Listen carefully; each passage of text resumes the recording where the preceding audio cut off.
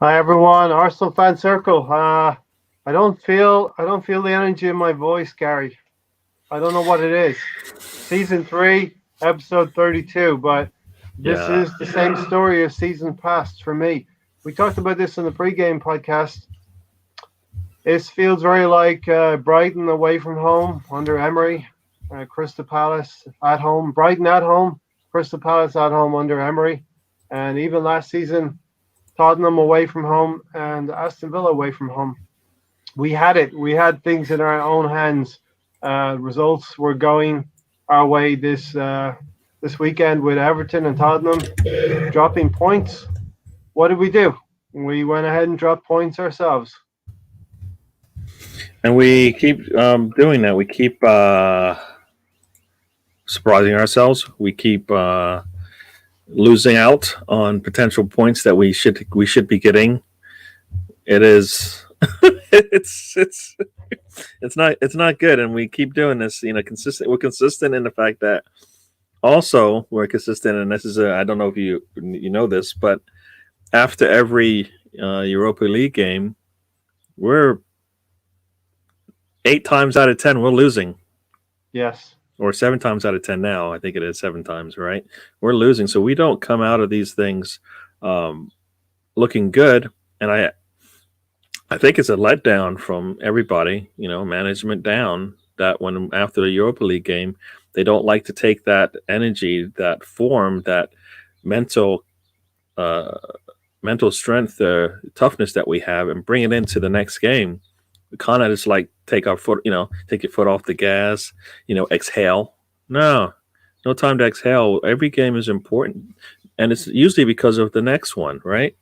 This game is important because we want to play well against Everton, and Everton's important because we want to go into Europa League game well. So they all build on each other, and we keep having to build ourselves back up again. And that kind of this isn't a team that one can do that and should do that. I mean, it should be.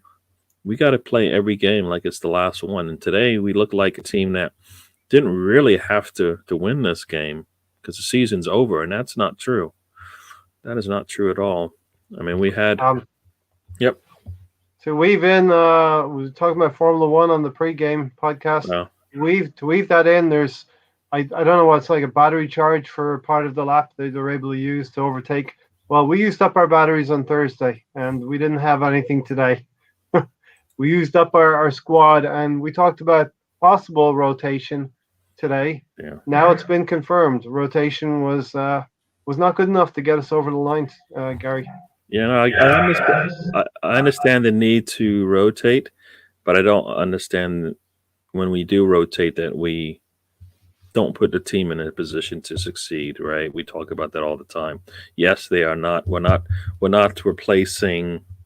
Um, we're not replacing Holding and Marie with Holding and Gabrielle and expecting the exact same thing because they give us totally something different. Bellerin Mhm. comes in on the right hand side, replacing Chambers and or Cedric. We're not expecting the same things. So certain things have to be done differently, right? You pull Partey, the midfield is basically a disaster, right? Not necessarily a disaster, but it is just not anywhere close to what we want, right? It kind of Mhm. puts a lot more pressure on the middle of the field, which meant Emilsworth Rowe and Lacazette have to do a little bit extra work. And that's maybe one of the reasons why he pulled up lame, because they were asking him to do a lot more than he probably should be doing. Yep, definitely. But I think that's from me just watching, and I'm nowhere close to a Premier League manager to understand that when you sub out the players that come in, if they can't do the exact same thing, then they Well, have to. They still need to be able to perform and get something out of the game. you say that, Gary, but we were here this morning and we predicted exactly what could happen, right? We As did, but I also said yes. Those are the worst scenarios. But I also said that the team has to we be put in a should. situation to Yeah, figure that out. Like yeah, the coach, the manager has to be able to get those players who he knows are not the same to still perform in such a manner, right? Yes, they can't do certain things, so then they have to change what they're doing. You can't take out a Partey, put in an El Neni, and then go, all right, continue to do what you've always done. No, that's not going to work. Maybe the yeah. build up slower because of that, but the team as a whole has to be all on the same page, or else you're gonna have people doing extra work when you really don't want. You don't want you don't want Lacazette and Emile Smith Rowe having to do so much extra that they strain themselves when they probably should be resting, right? Like I thought, like I told you earlier, I thought Emile Smith Rowe and Saka, one of them needed to rest. Are you reading that? Yeah, I see that. Stephen said, we're getting a lot of people in now. Stephen said, we knew how the team was going to perform when we seen the team earlier in the pre-game podcast. We knew we were going to concede, and we knew that the midfield wasn't the best for linking up the play for the strikers, Gary. We said all of these things, and as Mike from the Gooners podcast, thanks for joining us, Mike. Gary, you should not admit it that you're not a Premier League manager. I hear West Brom were just about to hire you. It does seem at times we know a little bit more than Arteta or the powers that be. Yeah. Am I here? Why are you nodding your head? Guess what? The women won 10-0. I mean, come on. Yeah. 10-0. Really? I know it's a FA Cup game against Bellingham, but still, they won 10-0. Shout out to Istanbul, Alex as well, and PG Nez. So I hear when the Super League starts, we're going to be the Fulham now. The only difference will be PG Nez. We will not get draws or have an opportunity to probably win games like Fulham had golden opportunity. Norma, great to see you, Norma. You heard of the European Super League. Kroenke signed up because instead of eating 100 million for Champions League qualification, you're going to get an automatic 300 million for just being involved, just for turning up. All the time. It's like 600 million once they get that thing started coming into Arsenal. You think any of that's going into the team? No way. No way. There's no way any of that money's going to the team. No way. I've absolutely no voice. I may sound a little bit ridiculous, but what the fuck is going on? Yeah. And the fact that he's a vice chairman for a sport he's never heard of before, much less can have any like this is the it's a European he does.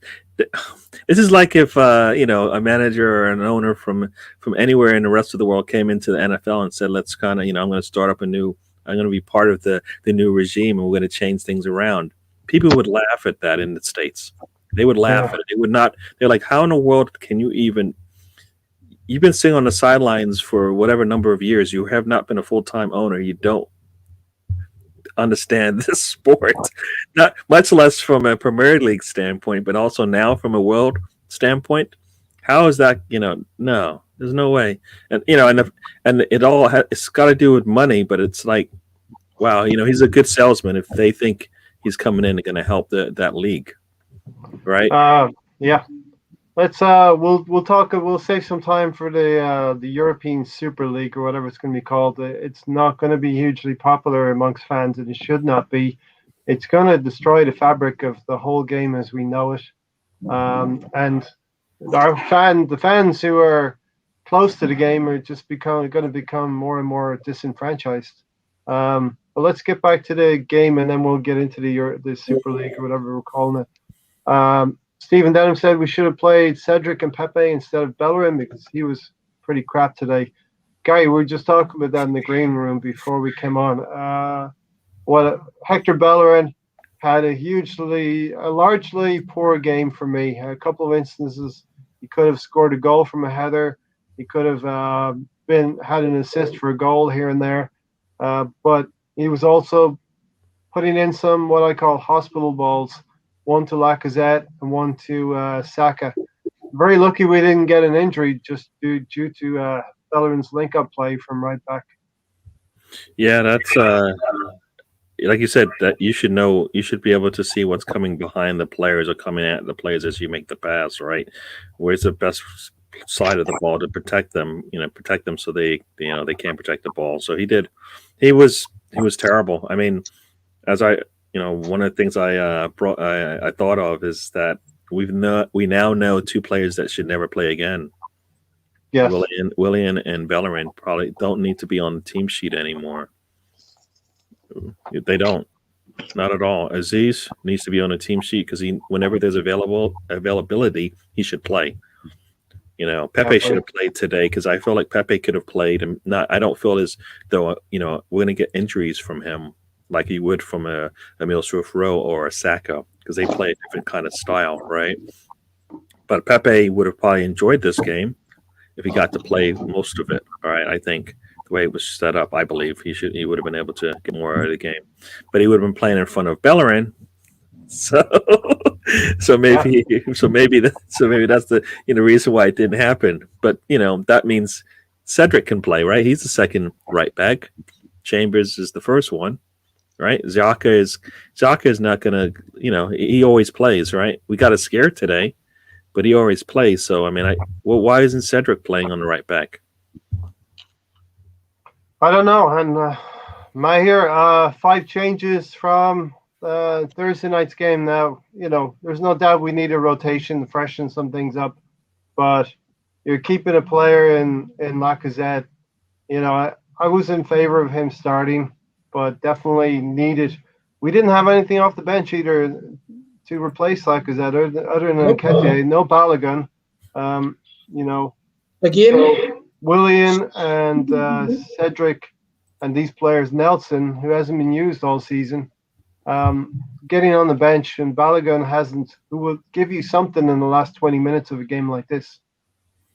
the funny thing is that I am surprised that people still trust the process or the process as per se, because these are the kind of games that don't matter, but you still get people talking about like one win since we beat Slavia. Yes, it was a beautiful thing. We are through to the semi-finals, but it's papering over the crack. Like my dream scenario would be that we win the Europa League, and then Arteta and the day players be given another chance somewhere else, because it's not. You guys can clearly see it's not working.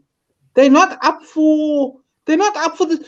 People were still believing we could get over. They were like, "Oh, there's slight possibility if we beat Fulham to possibly still get into the top six." It doesn't matter. Like The Rock, Dwayne Johnson said, it doesn't matter. So Yeah. Listen, and I'll hold my hand up. Maybe not top six, but I was charting top seven. no, Possibly go above Everton and Tottenham. I hear. well, we understand that. Like we do understand that, but like to trust in Arteta that that's actually going to happen when you can't lead the players to play against teams like Fulham. Mm-hmm. Fulham, we should be whitewashing away. I don't understand. And there's a lot of other teams, the Brightons and the Crystal Palaces, and all these teams beat us. We have to face them yet.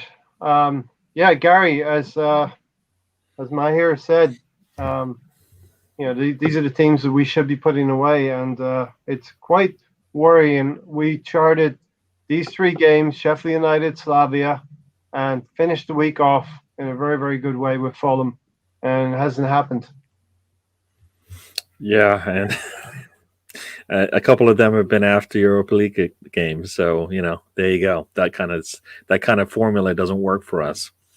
And also, I feel like the way that our team mentally comes into the game isn't to come in and just smack them down and beat them. We need to be on the edge of the epictus, right? To we're like at the edge of the abyss, basically, about to fall off before we just wake up and play. This is a game where we're supposed to win, just like we're supposed to win the last game we played. Supposed to win against Sheffield United. The mentality's got to be the same. This is another game we're supposed to win. We're supposed to come in there, play with confidence, play with be aggressive, take the game to them.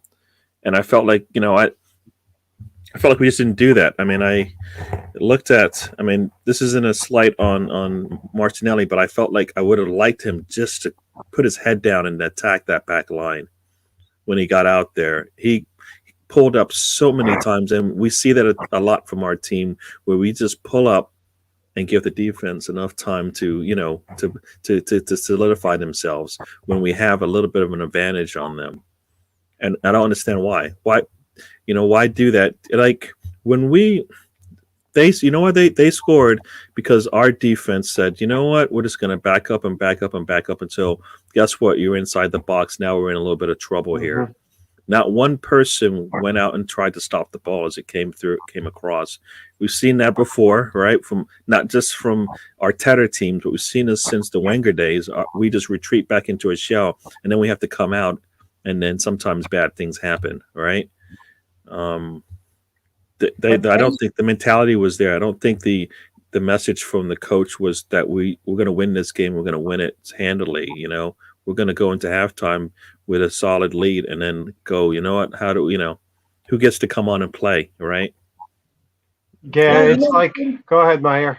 Sorry, the same type of mentality that we did in the Slavia Prague game. We said, no, but why does it take? My question is, why does it take us so long? Why does it take us, as Gary's words, why does it take us to the edge of the abyss as we're about to fall, like we're 3/4 falling, we're 90% almost in?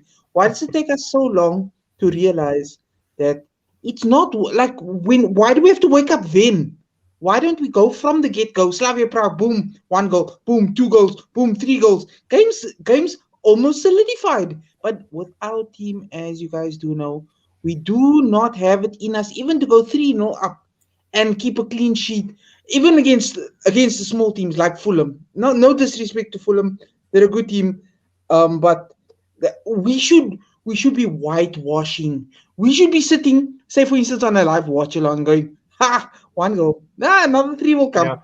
and then look, they can bring on subs and rest players. The funny thing is, I thought that we did start off really, really well, and we're going to get into the game pretty soon. But Mahir, I was saying to Gary before we came on, we really do need to start solidifying a back five now, and even the midfield, and set in place. We have 3 games now. If we're forgetting about the league, which it looks like the players are not up for the league. Forget about the league. We are solidifying, looking at these 2 games now for Villarreal. We got to set our goalkeeper in there, a set back 4, and the midfielders in front of us. If we accept this was a game to rest some players, then that's done. Starting Friday against Everton, we have to start getting players accustomed to playing with each other in a set back 5, right? I don't know. How do you mean, like a 3 in the mid and 2 goalkeeper and the 4 at the back? Okay. There can be no more sentiment. They're giving Hector Bellerin the captain's band today because this is likely going to be his last game before he leaves in the summer. You can't have sentiment like that. Well, as Mike from the Gunapod said, you know what? On the hierarchy, Bellerin is probably number 2. He's probably vice. He's number 2. So if that's the case when he plays, then he should get the armband. Now, should he get the armband? No. But based on the hierarchy in the team, he gets the armband. And he doesn't lead.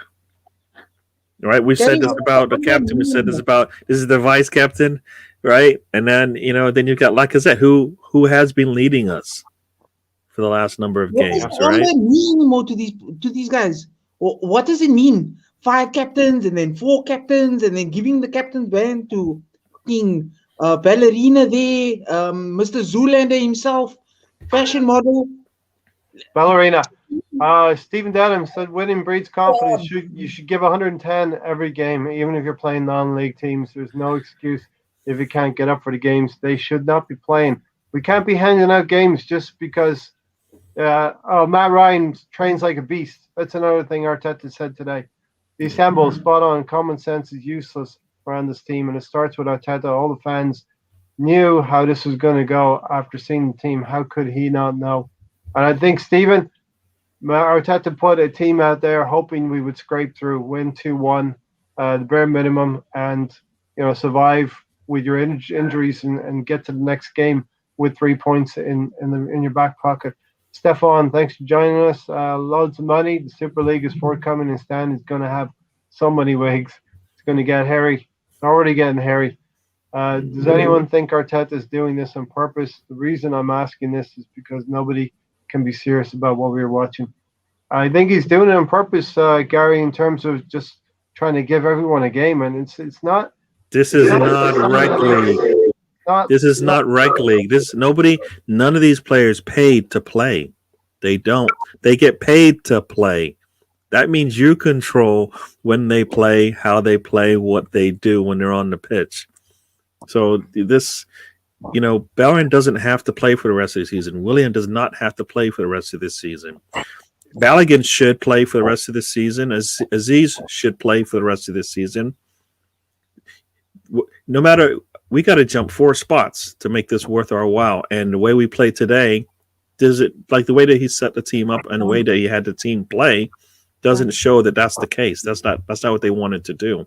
Mm-hmm. I mean, everybody, all these teams around us drop points, right? Except for Everton, who didn't play. And yet, we still can't get all the points. Everton, right? Tottenham dropped points. Yeah, sorry, Everton, Tottenham dropped points. Sorry, correct. You're correct. Villa didn't play. Okay, yeah. So, and West Ham lost. I mean, come on. I mean, people all above us all either didn't play or lost points, and we gained 1, right? But, with the worst team, we were playing the worst team in that list, right? Yes. On paper, the easiest game. On paper, that was the easiest game. That's it. Enough said. Shades of the last few years, Gary. Like I said, Brighton at home under Unai Emery. We just needed a point or 3 points to get through. Crystal Palace at home, tinkering again with the lineup in favor of the Europa League. Why is he doing this again? In favor of the Europa League, we mixed up the team today. Last season, Aston Villa, we could have sent them down. Look where Aston Villa is. They're having a good season. They're a little bit below us, but they've had a good season and done quite well. A lot of clean sheets at the back. We just can't bank on Europa League. Some of those players can let you down any game, no matter how important. They don't care. You should want to win every game, and there's still a lot of work to be done in the summer. Well, I mean, I kind of agree with that, but I don't, because Bellerin and El Neni aren't the reasons why we're playing so well in Europa League. Yeah. They're the reasons why we struggle today, but they're not the reasons why we are playing well this season. I mean, I don't think the two of them. I think El Neni's best game, right, was probably the Man U game. Since then, he's been pretty much what we expected of him. But like I said, it's okay. You put a team together, but then there has to be a plan that benefits them, that they can actually do, right? And it's got to be a mentality that you got to instill in your players. We keep talking about the trust, right? Arteta finally trusts certain players so that he plays more. Well, Pepe needs to play, and if he doesn't know that now, then you know what? He's never going to know it. Pepe needs to play. There's no reason to sit him. Saka and Emil Rowe are not necessarily injury prone, but they can't play a full season. They're not there yet. They will need mental rest, much less physical rest as well, right? And like you said, we have a big game on Friday. We want to try to win that. So now when you play both Saka and Emil Rowe in that game, they're going to have to go out all again playing a better team. Better team, bigger team, faster team, stronger everything. How are we going to do that? We're going to have a Lacazette who's, even if he plays, won't be 100% where we want him to be. And then Aubameyang, if he plays, won't be in form. Balogun probably should have played today. Yeah. Do you guys think that Balogun would have been able to take that chance from Nketiah? You mean the 3 chances that he had? I think he would have. I think he would have been able to get his foot on a couple of those, and those 2 that Eddie didn't even get a foot on. I think he would have been able to get a foot on them and maybe slowed it down, and we would have got something more out of it than the ball go out of bounds. Yeah, and Nketiah had some very, very good chances, and of course, if Balogun's on the field and he's there where Nketiah is, and he puts it in for the equalizer. That was not a difficult chance to put in. For the equalizer. Gary, Arsenal just continue to confirm the fans' trust issues. You're talking about trust issues within the team, but how can us fans trust the team the way they're playing right now, and the squad that we have right now? If we mix it up a little bit more and we're mixing the team up a little bit more, we're not going to get results anywhere. But yes and no. Bellerin and El Neni we knew. Bellerin we fear how that's going to work out. Right, the Ceballos and El Neni combination is similar to me the whole similar to probably you with the Holding Gabriel combination. They just don't work. They're not really. You're not confident in that those two working together, those two players working together. Bellerin out there on the right is always a concern. Right, today was no different. He goes out there and, just like you said, just everything about his play today was just negative. It was just negative. Why he's got to play as long as he did, and we didn't replace him sooner. I think he tried. His quality is just not there. But that's the same thing we've been seeing a lot of this. It's not like it comes and goes. It's like there consistently now, and you have Cedric and Chambers. So what are we doing? Yeah. You don't have to Cedric, go to your. Yeah, this is one of the problems with Arteta. He seems you're a flavor of the month. If you're a player, you're a flavor of the month for 3 or 4 games, and then you're sat on the bench. And he said he is a Man United supporter since he was young. What was that? That's my hair. Oh, okay. What are you playing at, my hair? what was that? Sorry, I was just testing something. My voice is kind of hoarse. I just wanted to, I'm sure you guys heard in that clip, it's a voice automated thing. So I was saying I was watching something before the game where Holding was being interviewed or something. He was saying ever since he was young, he was a Man United supporter. So I can't even look at him the same. He said that today? I don't know if it was exactly today, the interview, but it was, I'll bring it up somewhere or whatever article it was, but they showed it just before the game, and I was like, "What? Why is this happening? Why are we getting these weird reports coming up around our games, before our games, and after our games?" I mean, one thing I wanted to say before, the Assembled is poking me like you do, Ray. Yeah. That last statement there. Yeah. That right, I think he's agreeing with you, Gary. That right there. If that happens, then there you go. There you go. Why is he playing it? That's a double poke. I get it as well. Yeah. What? Williams should never play again. But there's no need. We don't need him.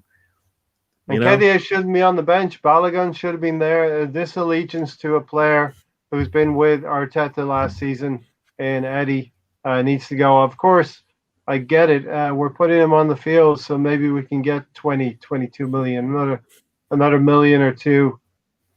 But you know what? You see the goal at the end, but then you see all the play beforehand, and you go, well, there were 2 opportunities there that were just lost. But if you're West Ham, Gary, you're like, he scored a goal, and they don't have proven goal scorers at West Ham. Yeah, but that play could have gone the wrong way for us. It could have been interference if the VAR screws us again. Hey, I want to talk about. I hope we talk about VAR. I'm looking at a tweet here from our buddy Anthony, who never likes to come on our show, and it's interesting, the picture. Oh, well, you put it in there, Steven, you put his name in there. What am I supposed to do? Stefan. I was Stefan. No. Steven put that. Oh, sorry. The Assembled put that in there. Sorry. Put that in. Yeah. Sorry. Let's get a few comments and then let's get into the analysis of the game. It will be heavily VAR related as well. I'm absolutely amazed Arsenal got to the semi-final of the Europa League. The draw has been kind to us, Stefan. We have beaten Benfica. Is a big club, but they're not a great club right now. They have a great history. Olympiacos, we should have been more tuned into that game. We actually teetered on the brink, on the abyss again, Gary, in the Olympiacos game. close to elimination, right? Or was that Benfica? Which one did we get saved from? I think it was Benfica game. I think in every game, in every knockout game, there's been a point where you kind of looked at it. It's like tennis where you have a match point against you, but you Yeah, get we've had yourself that out a of couple trouble. of times already, right? Yeah. I mean, and one of them was kind of like we were able to come back from it. Other ones, we kind of waited to the last serve and got the extra point. It's like chess where you're in check, or it's in tennis where you have check a match point against you. Somehow we get ourselves out of trouble. All right, Brownie, how are you doing? Hope you're well. Arteta is demonstrating the quality of Stan's wigs. That's why he's still the manager. I don't mention him. It's like the police blame me, Gary. Anyway, sorry, Steven. Sorry, that was they assembled. You know, your tweets look the same, so I got confused. All right, so Gary, I thought we started really, really well. Martinelli had a clip over from the goalkeeper in the first minute from Lacazette. I think on the 6 minutes in, Emile Smith-Rowe and Saka combined down the right, and Emile Smith-Rowe's cross to actually three players. We're all queuing up there. I probably should have been left to Ceballos to take that shot. Yeah, that right there is this Arsenal. I mean, Ceballos should have been calling for that ball as soon as he came into the box with nobody in front of him. I mean, you got a player coming back from the goal to get that. There's no way he's going to be able to put any power on it, right? Because he's coming back, going in the opposite direction. He's going backwards to get to the ball, yeah. And if he puts the ball with any kind of lift on it, he scores. Mm-hmm. Scores with any kind of lift on it. But that's probably what. Gary. Yeah. It would have been Buns, top Buns. And we're talking about Hector Bellerin. In the 11th minute, there is a communication issue. Quite visibly, we can see it with Rob Holding and Hector Bellerin about 40 yards from goal. Gary just spoke to how Bellerin was playing at the time after 11 minutes. I mean, that's not. I mean, I don't remember that one exactly. I don't know if you want to replay that one a little bit. Hector Bellerin goes for a header, and Rob Holding is there as well. They're kind of shouting at each other as well. Yeah, they didn't communicate there. Well, you know, a ball in the air and holding is just a scary thought for me. So the fact that there was actually an issue on it is not surprising to hopefully any of us. And then you had the Bellerin to that equation, and yuck. Yeah, Stephen, we are having deja vu, Stephen. It's going season on season now as well, though. So, Mahir, I thought after 18 minutes, I have notes here, Arsenal's passing was quite crisp and fast. I thought we were playing quite well after 18 minutes, aside from Hector Bellerin not being able to progress the ball very well. Yeah, I mean, some of those chances, I would have loved for Ceballos to put some sort of lift, as Gary said, and put it past the keeper for 1-0. You know, at least by that stage, I know it's only a few minutes into the game. And you're absolutely right. There was some crisp passing. It's just that there's something missing. There's something missing. I don't know whether it's mentality. It's between. It's here. But whether it's just like we should be winning these games, even though it doesn't count for anything. At least use these games now before Villarreal. Well, I'm going to say something. I'm going to say something that's going to get your heart rate going and it's going to get you on a mini rant. I was absolutely disgusted to see Ole Gunnar Solskjaer smiling because Manchester United are doing what we should be doing. They're connecting W's together. We should be doing that on a lesser scale. I accept that. We're not there yet. But, you know, we need to be picking up W's. We haven't strung 2 wins together since January, Mahir. In the league. It's that right there. We don't have a coach good enough to put all these players in their minds that whatever competition we're in, be it Europa, be it FA Cup, be it whatever else, we should be going into games thinking that we can go straight through to finals and whitewashing teams. Not this willy dilly. Are we playing with a back four? Are we playing with a back three? Are we playing with a mid two? Are we playing? It's just one day Williams on the wing. Next day Pepe has a Yeah, good game. it's too He's much. dropped. Williams plays again in the number 10. All these issues throughout the whole fucking season. I'm pardon my language, but it's absolute bullshit. That thinking, I so hear. much thinking is done. Maher, we've got 6 weeks left in the season. If we get to a final, 5 weeks left. It's time to start knuckling down and not giving players games just for the sake of it, and start playing the players that you want to be there at the end of the season in the vital game, in the biggest game. If we go out in the semi-final stage, I want that team to be playing against Everton. I want that team to be playing against Chelsea coming up. We got to start putting our best team on the pitch right now. Injuries also are starting to pile up a little bit here. Bellerin after 19 minutes, I hear hospital pass to Lacazette. It was a heavy tackle on Lacazette, so we're worried about Lacazette after 19 minutes here in the game. Looks like he pulled the hamstring. Yeah, he was going to pull a hamstring in the second half. 20 minutes, Gary. Maja gets a shot off this. First of all, he receives the ball. It's deflected from a shot, and then he takes a shot that's deflected, just trickles wide of the post. A little bit of a scare there. Yeah, like I said, even though I don't know if that's me or not. I don't know if you guys hear the echo, but Okay. I think those types of things are going to happen, right? So I kind of don't feel like that bad about it, because are you gonna be able to keep a team at bay for the whole game? No. So I kind of felt like those types of things are going to happen with that the team that we had. The fact that they were able to get that it shouldn't be a surprise. We were lucky, like you said, that it just didn't it didn't come off for them. But that's why they are 18th in the league, right? Yeah. So or 18th in the league, right? 18th in the league, but they've beaten Liverpool away from home. They've beaten Everton. They've taken points off of the better teams as well.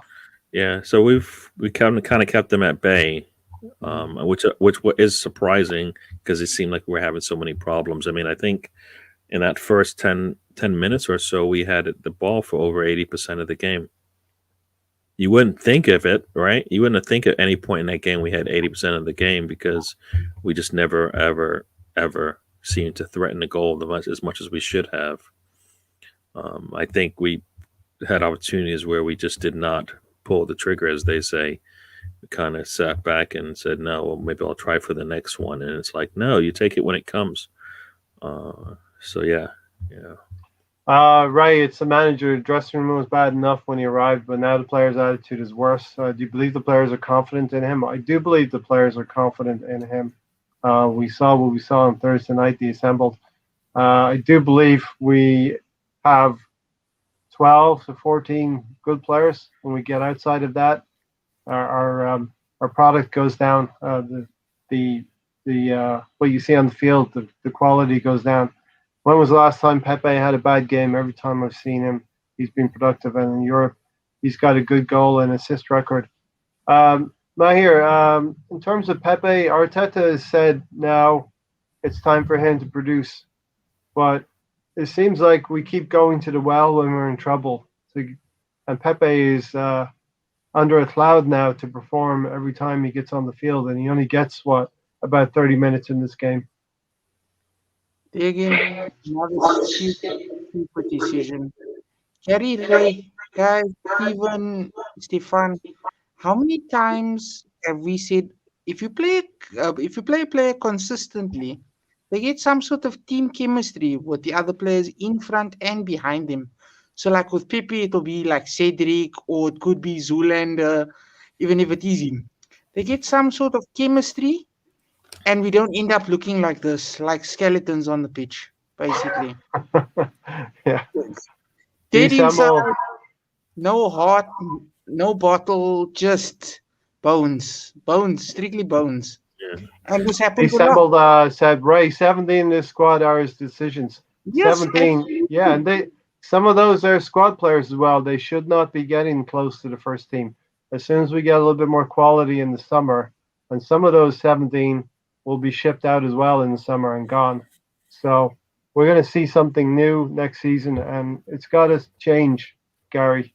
The start of next No, season. think about exactly. To build on what Maher said there. So Pepe is, in my eyes, Pepe didn't play because Bellerin had to play. That's stupid. It's a domino effect. That's what I think happened because the two don't work together. Bellerin doesn't have to play. Pepe has to play. Yes. Pepe has to play. We've Pepe said. has to, Martinelli needed to have played, yes, but Pepe needed to have played because I feel like he keeps killing his form and his mojo and any confidence that he has because he's always getting pulled when he has a good game. You look at it, Gary. Pepe broke Slavia in both games. He started the scoring off in the second leg, and in the first leg he got the first goal. Yeah, and now what does he do? He gets pulled in this game and we struggle, and then he's like, well, and I have to come in and save it, right? No, let him give it. Certain players need to rest. I don't know if Pepe is one of those players where I sit back and go, you know what, he needs to rest now because he never gets to play. 25 years old.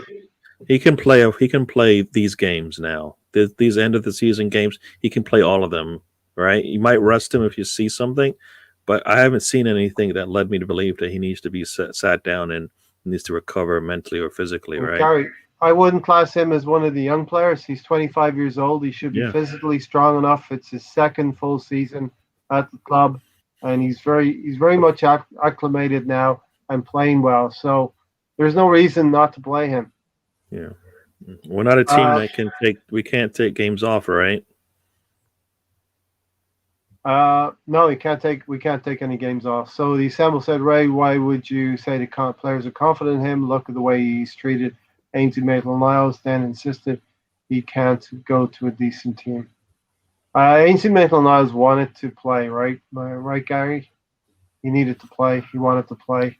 Yeah. I mean, I kind of feel a little indifferent with that one because I felt like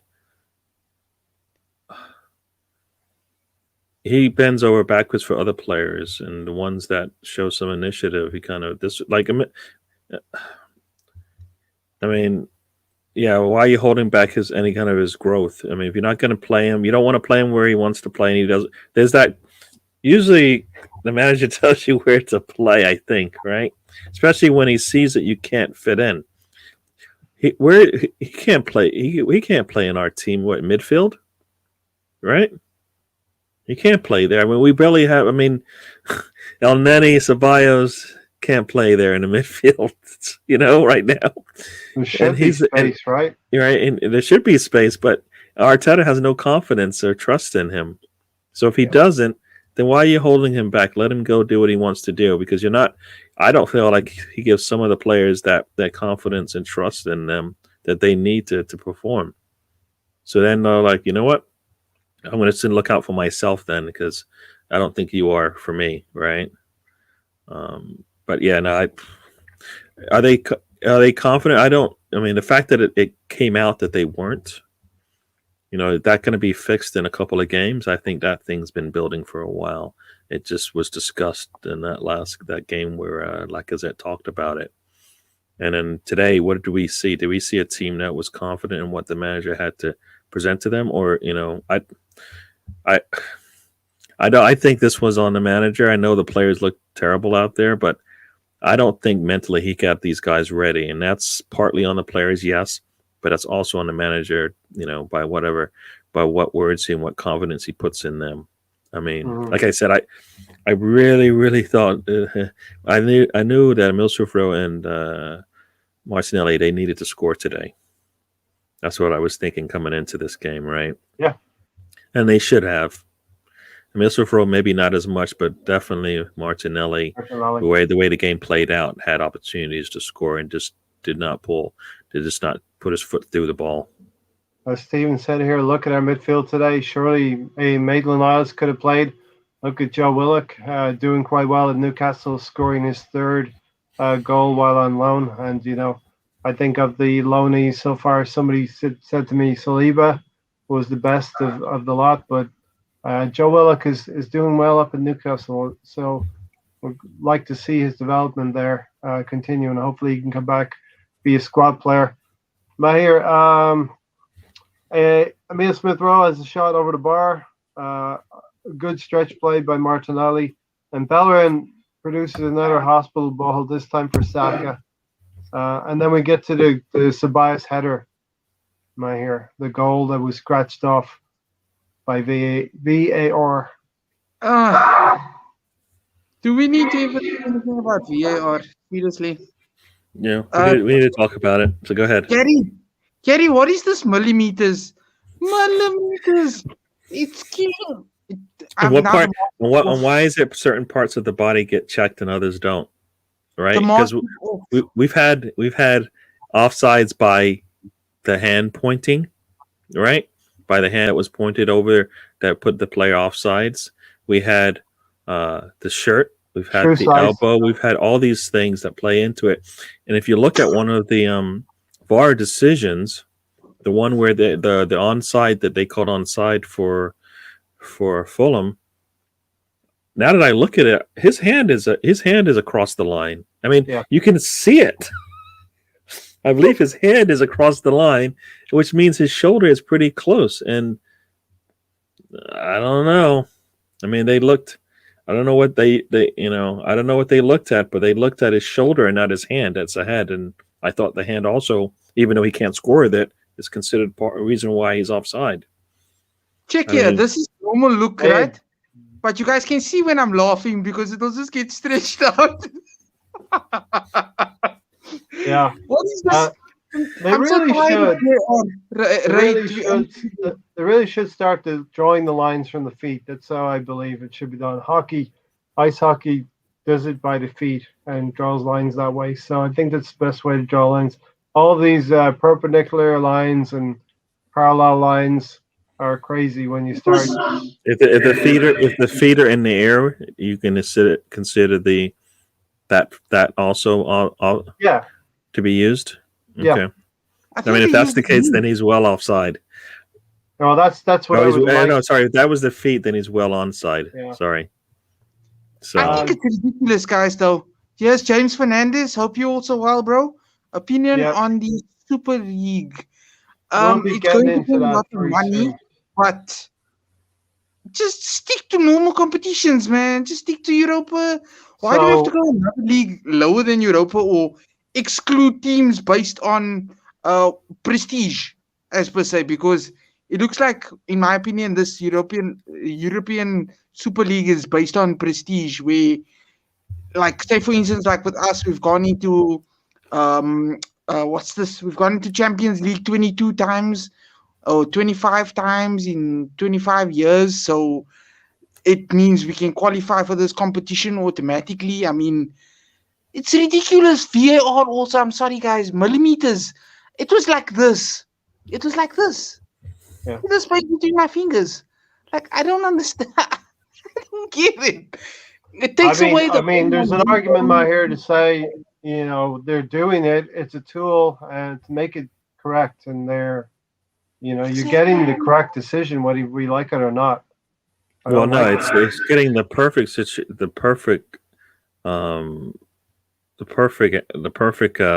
scenario is what they're doing, and that's not what it was intended to do. Right? That's not what VAR was for. We say it all the time. Gary, how much time does it take to check? Yeah, and I think they need to change it to the daylight rule. I mean, if there's space between you and the defender, then you're offside.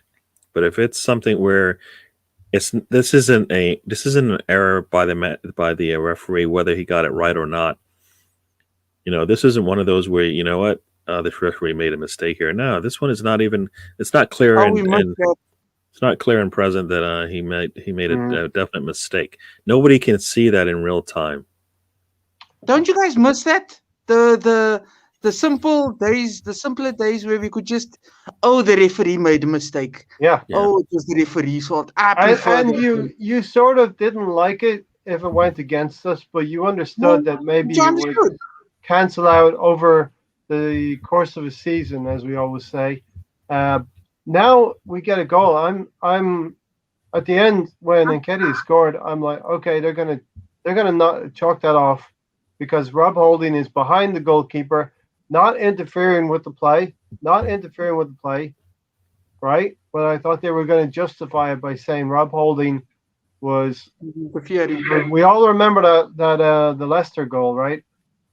That was chalked off against us. Something similar like that. I was thinking. Yeah, and that one, like I said, was actually behind the goalkeeper. Yeah. There's no way he can interfere with the goalkeeper from behind him. Behind him. I mean, this one was a little different because the ball crosses between. Same thing with Lacazette, but I think Lacazette was physically behind him, like in terms of where the ball was coming from. This one, he was kind of off a little bit more from the goalkeeper, where once the goalkeeper gets his hand on it. How is that? So that can't be that he interfered because the path of the ball wasn't even where, and it wasn't like it crossed by Holding at that point, right? For me, it didn't. I mean, it crossed between the two of them. There's no way Holding could have interfered with it unless he touched it. Luckily, he didn't touch it. Yeah, and I understand that Scott Parker was complaining to referees at the end. Yeah, of the in the tunnel, there was a video of him going after the referees, asking them about. I mean, I was like, "Hello, you had 2 calls before that go your way. You are now upset that the third one didn't go your way.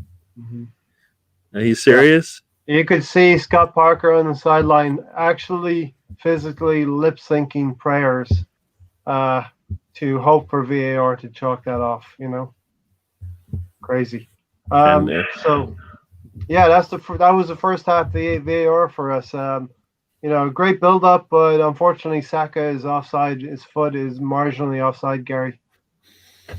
Yes, they going in and as Richard said, he's coming away from the goal. So is it really an advantage to the offense if he's coming towards the goal that his foot was that little bit off?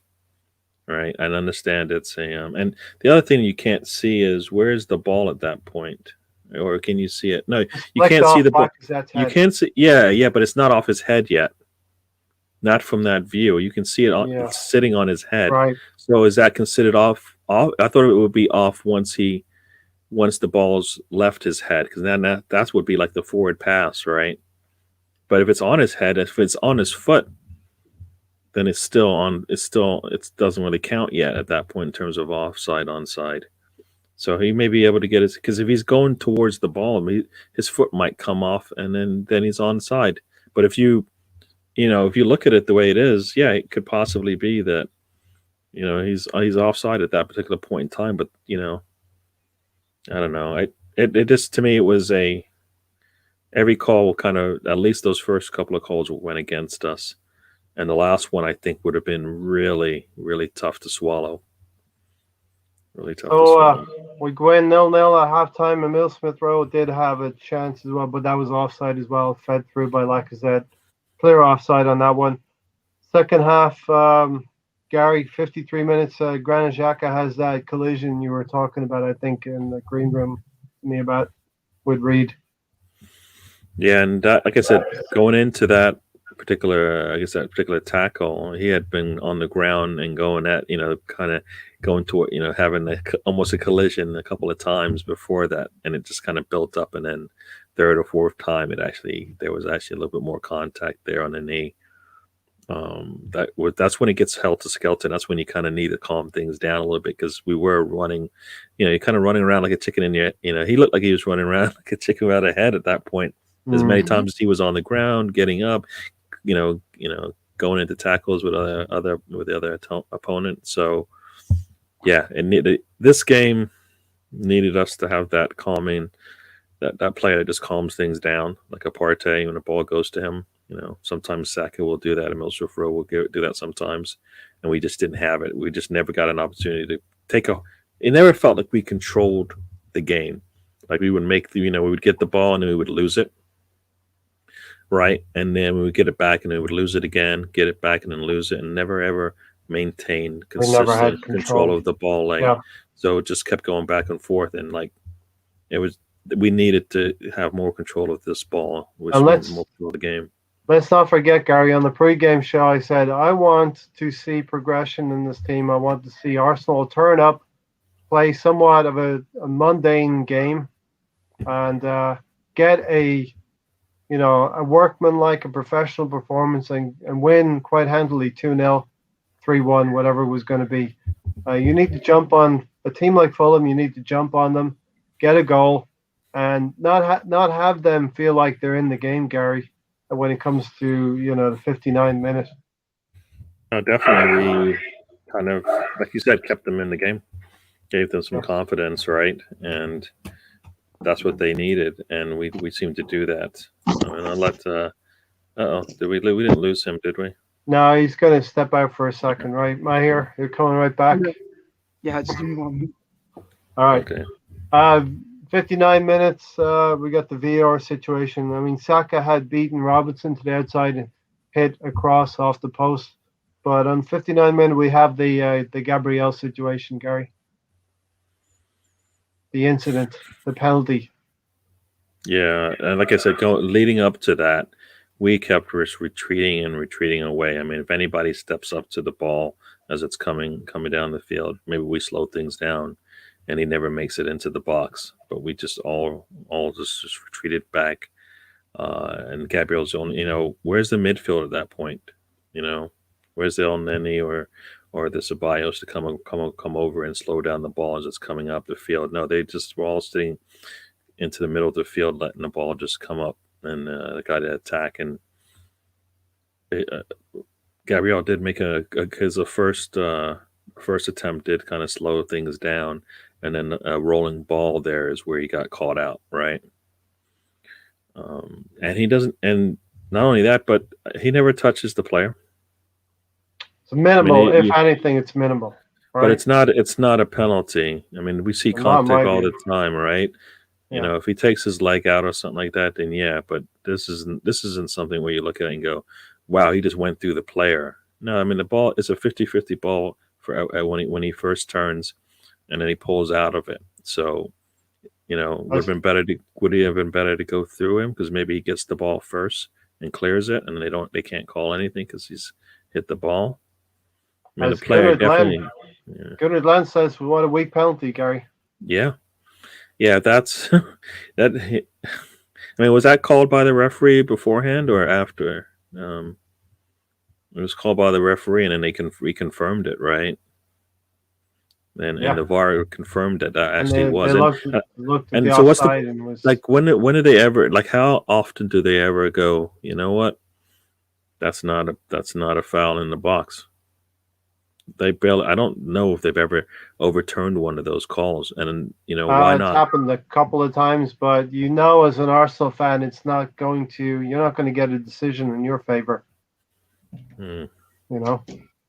The contact was he stood on the guy's foot, like only afterwards you could see. Is it? Yeah, toe if anything, and then the player does go over and make sure that the referee has to make a decision. Of course, these referees are always going to make the snap judgment, and they never seem to go to the screen as well for us, Gary, and look at it on the monitor. Yeah, that's interesting. And every check also is so much quicker, and they make the decision. Non-penalties are given. Penalties are not given to us very quickly, and all these things. Yeah, and then somebody was saying how often have they gone to every goal or most goals of our opponent to check to make sure if it actually went in, if there was an offsides or something. We seem to be like. Can you remember a time when an opponent has scored on us that they went to review it with VAR? No. I mean, we had basically two or three times today we either scored or we're about to. Same I ref. think we scored, and they went and watched it. Craig Pawson again, the same ref that officiated the Wolves away game, and when both Leno was sent off and that phantom penalty was given away by David Luiz. Yeah. Right, both Arsenal and Everton are too close for my liking. Yeah, they could have been a bit closer today, Brownie.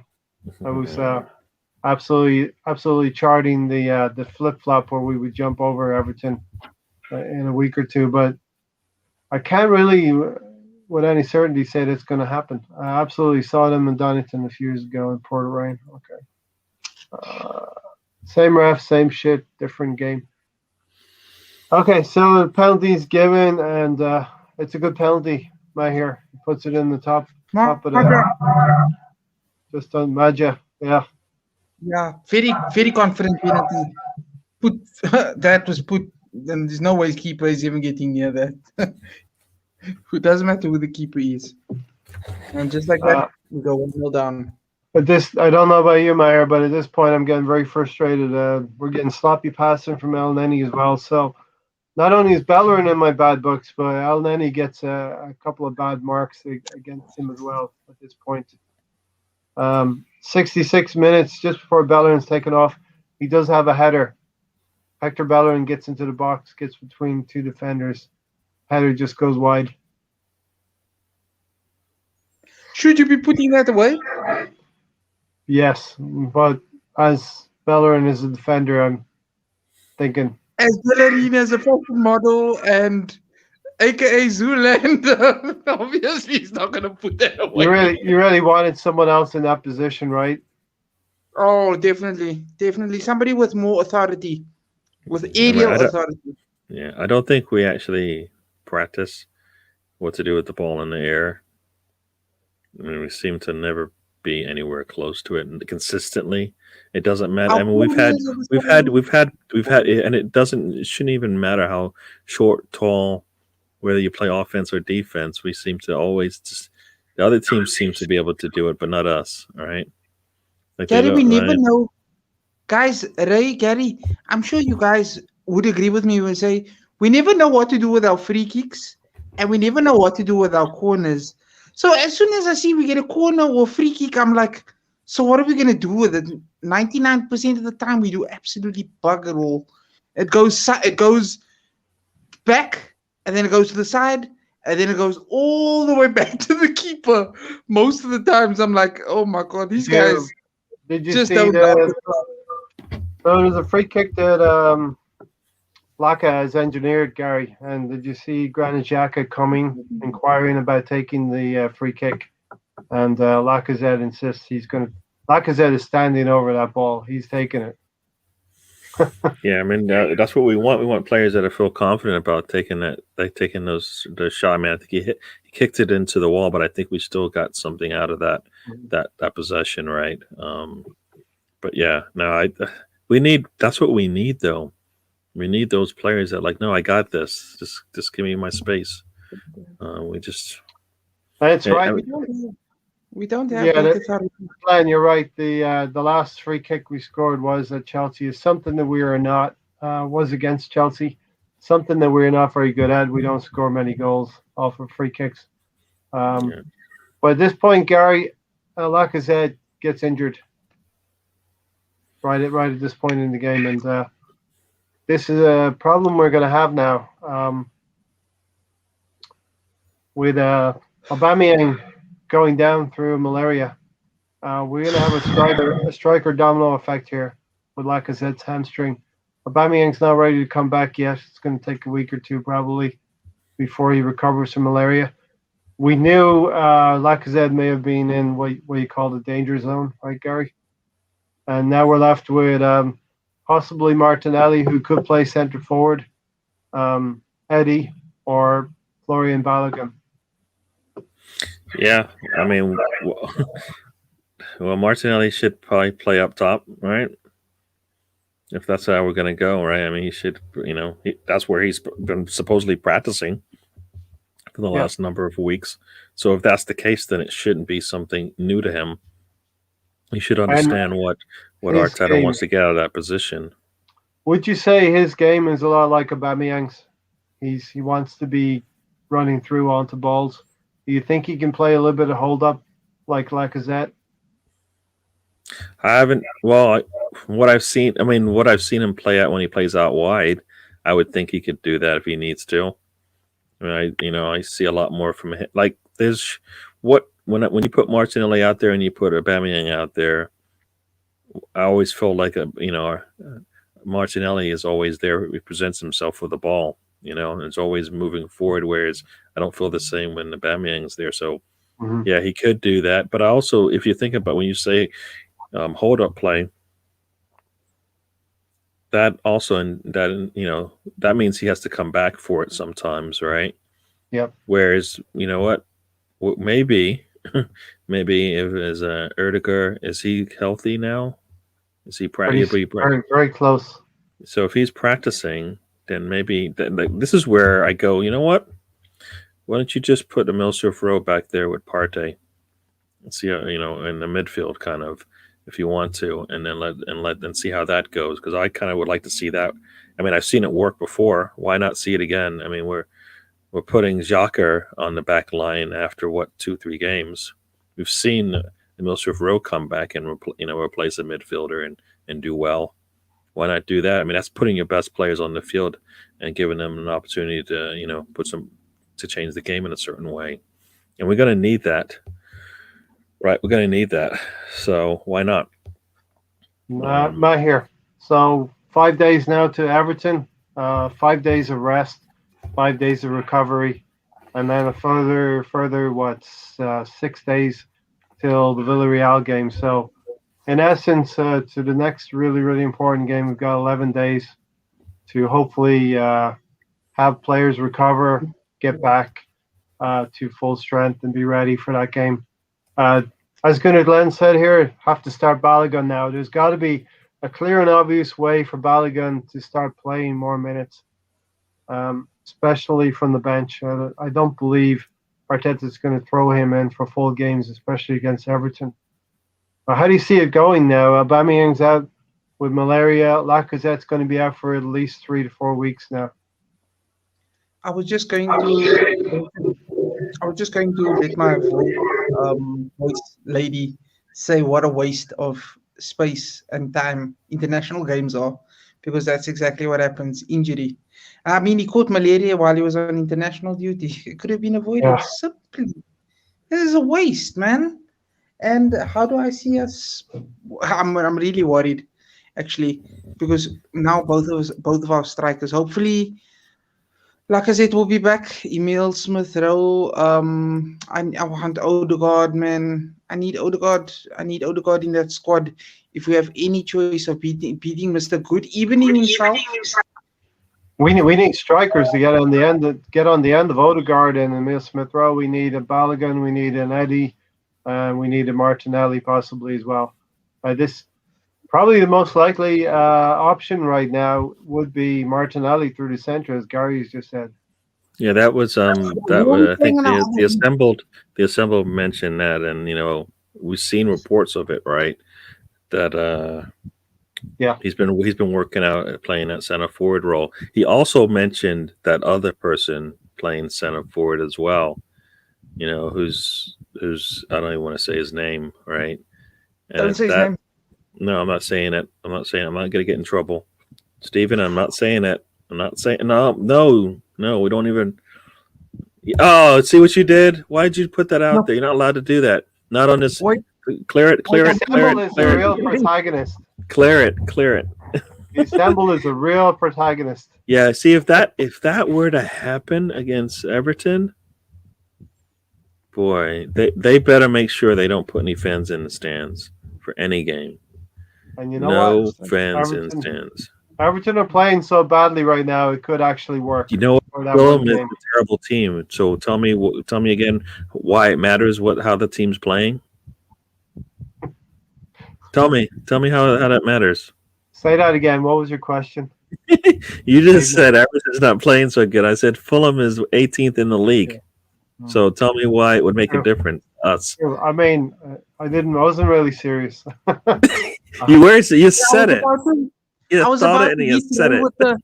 I was about to hit Ray with the. Oh hell no! Our strikers are out, and Pepe and Martinelli won't get a game. That's how Arteta does his crazy shit. It's crazy, Yeah. crazy. See, crazy, Pepe crazy. should be playing against Everton. Martinelli should be playing. Balogun Uh-huh. should be pretty close to being on the field, right? Mm-hmm. That's Arteta will Stop probably it play now. Pepe as a striker. He's gonna have to make some very big tactical decisions between now and when we play against Villarreal. So best thing would be to actually use the Everton game. I was gonna say use the Fulham game as practice, but as We Another didn't do game that. done. We didn't do that. We definitely did not do that today. what a dum dum! Like put Pepe's in form. You know he's been scoring. He's creating chances from the get go. You know Martinelli's available. He's there. Use him. This is these are our remaining 9 games now. See, Everton, Villarreal, Newcastle, Villarreal, West Well, Brom. I say 9 games because if we're getting to a final, there will be a 9th game. But this is 8 games. That's all that matters. 3 games. Villarreal. And then we meet. Whoever we're meeting in that final, we need it. There's no European football, guys. It's so bad. There's no European football if we don't beat this team that I'm pointing at directly with my fingery thing. Yeah. We home are line. we are Santa Claus. Yeah, You and put the everybody no matter if you've been a good or a bad kid, we still bring presents. No, we're not like No black coals in our bag at all. Everybody Okay. gets a present, right? Worry. If It's we not are, Not if even a team is, Santa. You know who if it a team is is? not playing Oprah. well, if a team is not playing That's well, right. and have a And score, you get some points, and you get some points, and you get Would some you like points. the point? You getting the point, and you're getting 3 points. Who wants 1 point? What is I it? hear Burnley, and the Wolves got 12 points from us this season. 12, right? No, not 12. 10. 10. Yeah. 10 points. 10 First points. Throw Aston Villa in there. 16. 16 out of 18 with those 3 teams. Glenn, that would make sense, but odds are he'll be on the bench. We'll probably think Martinelli. Why can't Pepe play up front? He's played there for Lille. I mean, that would be a real emergency situation, right? Mm. Are we getting close to that? Well, like I said, if Martinelli is practicing that, if he's practicing, and I think Arteta may have said it, right? Is that why we know it? Or at least it's been reported that way? Mm-hmm. Then he should know what to do up there, right? Yeah. You should know what needs to be, what's required. And you know what? And that might open up things anyways, because, Partey is definitely playing, right? We expect him to play in the next 3 out of the next 4 games, at least, right? You might take off the Newcastle game, which, is fine, but he should be playing the next. So the midfield is somewhat sorted out. Holding and Marie and Gabriel should be playing. So we saw it there. Chambers and Cedric and Xhaka, hopefully he's okay. Right? Are playing. Mm-hmm. They're going to be playing, so that's not a step back from us, depending on which 2 he goes with. So then the question is, this is posed to me, and I thought maybe, does Leno get to rest again? Does Ryan get to play? Does Ryan get to get a win this season without having to get screwed over by the defense in front of him over and over again? He hasn't done. What has he done? Poor Ryan. Yeah. He was involved in the goal, and we'll get into that as well. Yo, what about Ryan with the fluke on? No, was that Ryan coming up, or was that Arteta telling him to come up? I don't think he would have been told to come up. See right there as well, right? That is just, why not? I mean, I don't know for sure. You're already losing. What's the difference if you give up a goal in the last minute on your free kick? Right, it was a free kick, I think. Yep. Corner. Oh, it was a corner? Corner. So if that happens, so be it, right? At that point, you're already losing anyway, so it doesn't really matter. Because Pepe playing up front would make sense, so Arteta won't do it. So Steven, the squad has a lot of different forward combinations. Somehow we seem to play the wrong players, and this is the thing, the assemble that Arteta needs to start figuring out. Gary, 66 minute, Bellerin's just had the header wide. Now we have the changes. Partey comes on for Elneny. Totally obvious that was going to happen. Hector Bellerin coming off for Pepe.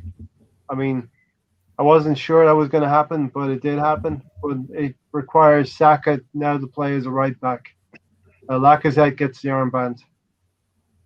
And then Lacazette has his hamstring injury. Obviously, we're going to miss Lacazette. He's been scoring, been in a rich vein of form. Those are some goals we're going to miss because we stretched him to the limit. That's what we did with Lacazette. Martinelli, I thought Martinelli was showing well at this point. Nketiah comes on. My notes are, Gary, Nketiah needs to have a chip on the shoulder. And he doesn't it didn't look like it with his first, basically those first touch. 10 or 11, 12 minutes of the game that he had at the start, to start his, after he came in and subbed. He just did not look like a player that had the confidence to, this ball is my ball. I'm going to go get it. I'm going to be ready to go at all time. I mean, that was the other part of the game that also was kind of upset me is that as a team, none of the players, I say us, but none of the players were preparing themselves to take a shot, move the ball into the box, put a cross in. I mean, we get the ball into the box, it gets pulled out, it comes out. That player isn't even looking to put the ball back into the box. It's like, what's going on? What is going on? Yeah. I mean, and a little bit later, we'll talk about this one, Glenn. Saka nearly scored a really, really good goal at the end. But the Fulham players were committed. They were physically committed to harass and harry us. I thought we did put a lot of pressure on in the final stages. Talking about Nketiah, Gary, he did lift that one over the goalkeeper. I think that was his first touch. A great ball played through to him. He was just stretching to try and lift it over the goalkeeper. Yeah, I mean, that one, did you really think he was going to be able to put that one on? I mean, his touch is nearly not that good. So for him to be able to touch it just over the goalkeeper, I think was another one. It was another one when Saka fed the ball really quickly through to him, and he wasn't able to collect that one. That was probably, if you put Balogun in that situation, I think he would have done a lot better there. Yep. The assembled, anyone else could pick a forward line to get goals with the quality that we have, but Arteta will pick a bunk midfield to starve them of quality service. That's everything we talked about this morning, Gary. Yeah, I don't. And you know what? And now, as much as we said, you know what? Okay, you put on Nene, you put Ceballos together. Your other players are going to have to pick up the slack, and because of that, now Lacazette is stretched and pulled a muscle, right? So, and you know what? And that hurts. Right and would it have made sense for? Well, I guess not now, but you feel that's why I always feel like, okay, if you put those two in there, it's got to be a collective to get the ball moving. Not only your middle guys, but everybody around them needs to, the players behind them or something. I mean, I didn't see today Gabriel move the ball up the field as much as I have in the past. Yeah.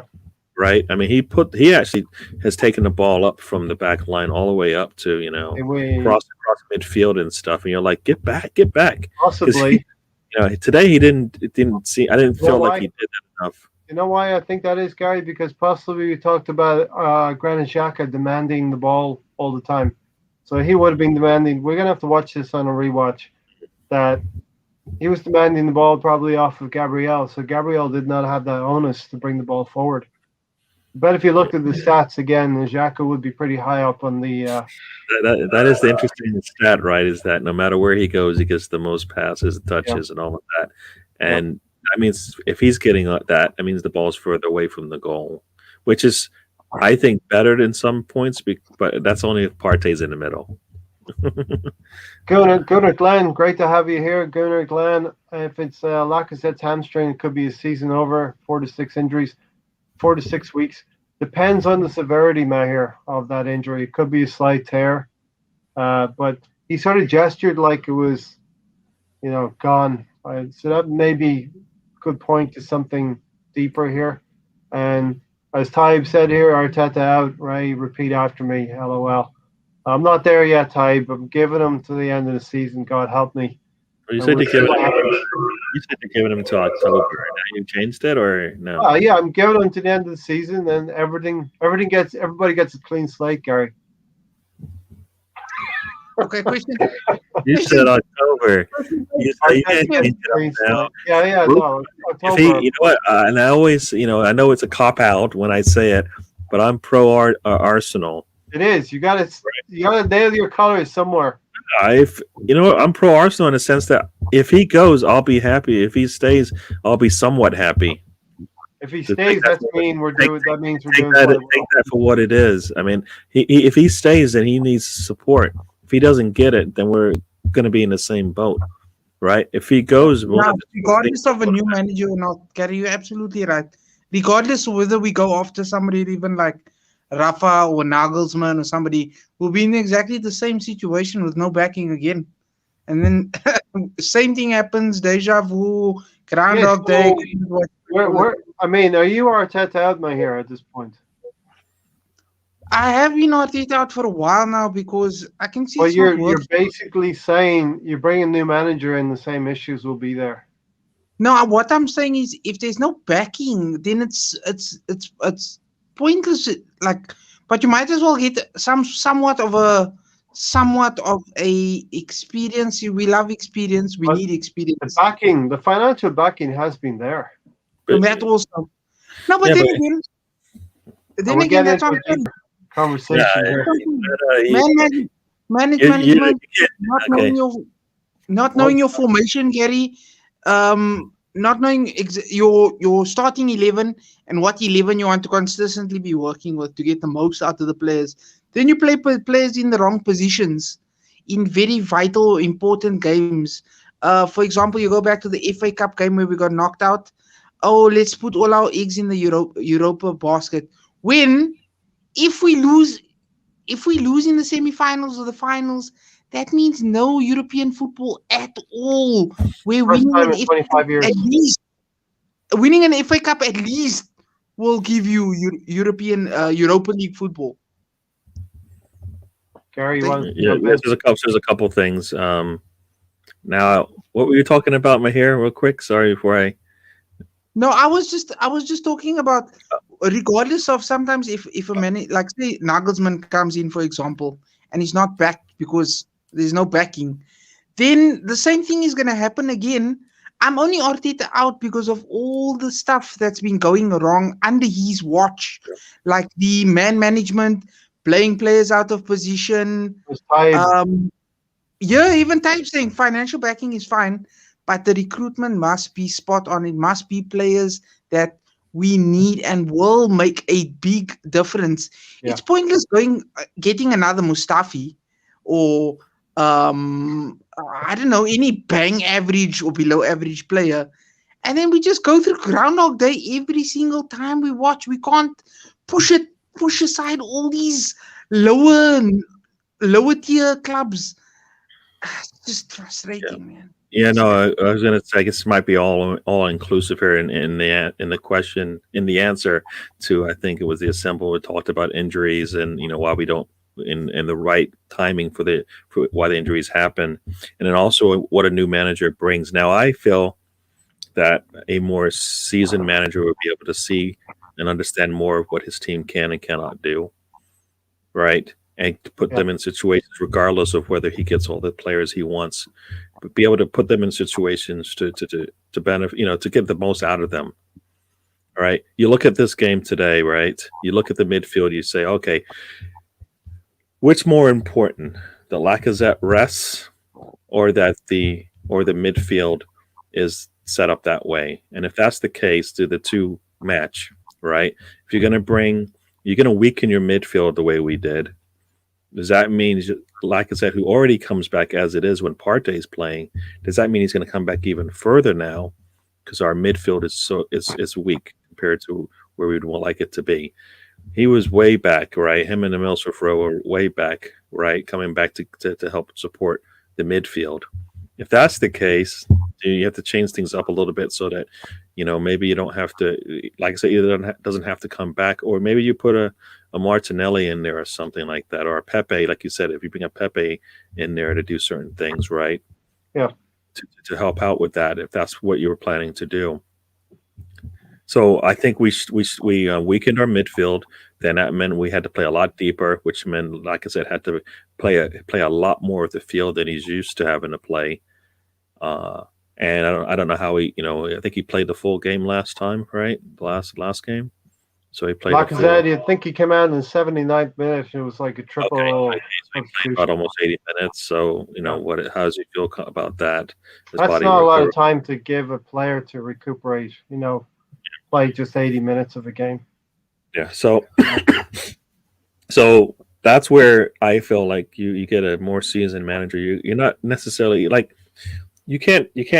I don't think you can say you take a first-year manager or a manager with 18 months on the job and a manager with 8 years on the job, and then say, you know what, it's going to be equal. No, I think the one with the 8 years is going to have a little bit more, especially if they're, you see something good in them. They're going to get a lot more out of those players. It's not like we have good players. We do. We have good players. We have a front four that should be able to compete with every team in the league, right? They'll be able to put a lot of pressure on most teams. Maybe not the cities, right? That's like the only team really, City and Liverpool, and that's all mental. That has nothing to do with the players that we have, right? And would a manager who would experience be able to get more out of those players? I love Arsenal as well, Stephen. So yeah, I'm sign me up. Show me where the contract is. I won't read the fine print, and I'll just blindly sign it. Just make sure they have a big sign-on bonus, so then when you screw up, you at least got them. Right? Just watch the Gary Neville speech. So we're going to get into that pretty soon, Brownie. We're just going to finish up the game here. Yeah. Mahir, Martinelli breaks free on the right. He has a cross to Pepe. Pepe's header. Great chance to score there, but unfortunately the goalkeeper is able to get a foot to it and clear the ball off the line. And then we get to like the 81st minute. This really infuriated me. Was anyone else infuriated about the goalkeeper wasting 3 minutes of time with his boot? Well, I mean, we did make it was 7 minutes of extra time, so it wasn't like we lost them. I mean, he takes his boot off for 3 minutes. Come on. I mean, and that's the official, the manager letting that happen, right? Yeah. If I was in the squad, right? Yes, Brownie, I'll send you the link. I'll drop the link for you, Brownie, about Super Link when we get there. Go ahead, Mahir.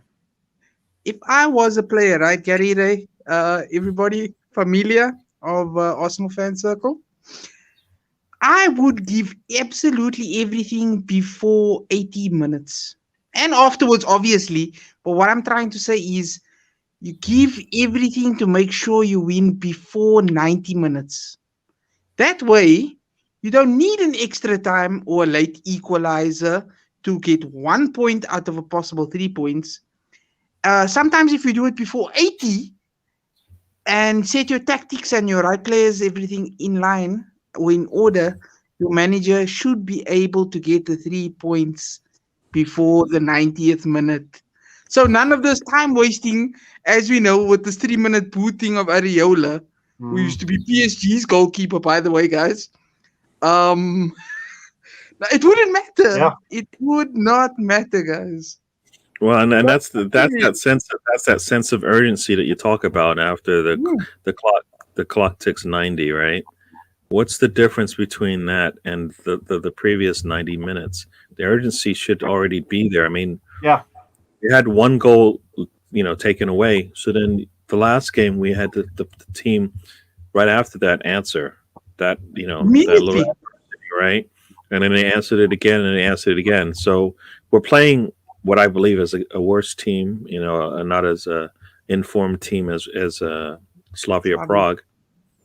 We should get those opportunities, those clear-cut opportunities. A couple, we were offside for one. We had to call, two. Slavia are a better team. Yeah, definitely. Yeah, so if that's the case, then we should be able to overcome the VAR in that case. And so mentally we should, and that's partly where I said a lot of times we just were not taking those shots. I mean, if you look at the shot count, it's well below what it should have been. Right, well below, I believe, of what it should have been against this team because we didn't even take the shot. We weren't even looking to shoot. Right? I mean, that's not good. Let me bring Tony in. Tony just woke up. Let me bring Tony in. Listen, if you're liking the live stream, slap a like on the video as well. Really would appreciate it. Tony, how you doing? I'm all right. A little under the weather today. A little under the weather? Yep. Like Arsenal, right? Arsenal just didn't show up again. Give us your brief synopsis of what you saw today for Arsenal. I told you earlier I didn't watch it. I've watched a couple of highlights since then. And just all right, we're gonna have to take the Tony Don Juan that job away from you just for today. Then we'll pick the Tony Don Juan man in the match today. Yeah, we still didn't hear what I had to say Thursday on it since you skipped it. I could announce Thursdays. Yeah. Oh yeah. Give me Thursdays. Yeah, that's history now. That's 2 live streams ago. You know that, right? Yep. All right. Who's the man in the match on Thursday? He's got it in his books, right? He doesn't just doesn't erase it. 5 candidates. To me, there's 5 players that had a 7.5 to 9 performance. My only back player would have been Chambers. I thought he was good back there than the front 3 and the attacking midfielder up there. But to me, it was. It's all me, I guess. Huh? I guess. Lacazette was the Don Juan for Thursday. Oh yes, Lacazette. Yeah, 2 goals on Thursday night. Gary, let's finish up. Goalkeeper is wasted time. Okay, so that gives us 7 or 8 minutes extra time here, which everybody was incredulous about that. But if you factor in all of the substitutions, everything that happened, VAR decisions, and the goalkeeper wasting 3 minutes, I actually thought we could have probably gotten a little bit more than 8 minutes, to be fair. And then the goal happens, Gary. We get through all of our pressure. Actually, Saka. Let's do the Saka shot. Really, really great shot, just outside the angle of the goal. Yeah, I mean that was a really sweet shot from him. I think the more in play he plays, the better the shooting will get. I think, right? So that's what we want. We needed more. He needed more opportunities like that today, and I don't think he got that many shots off today. So the game just didn't fall to him the way we would like.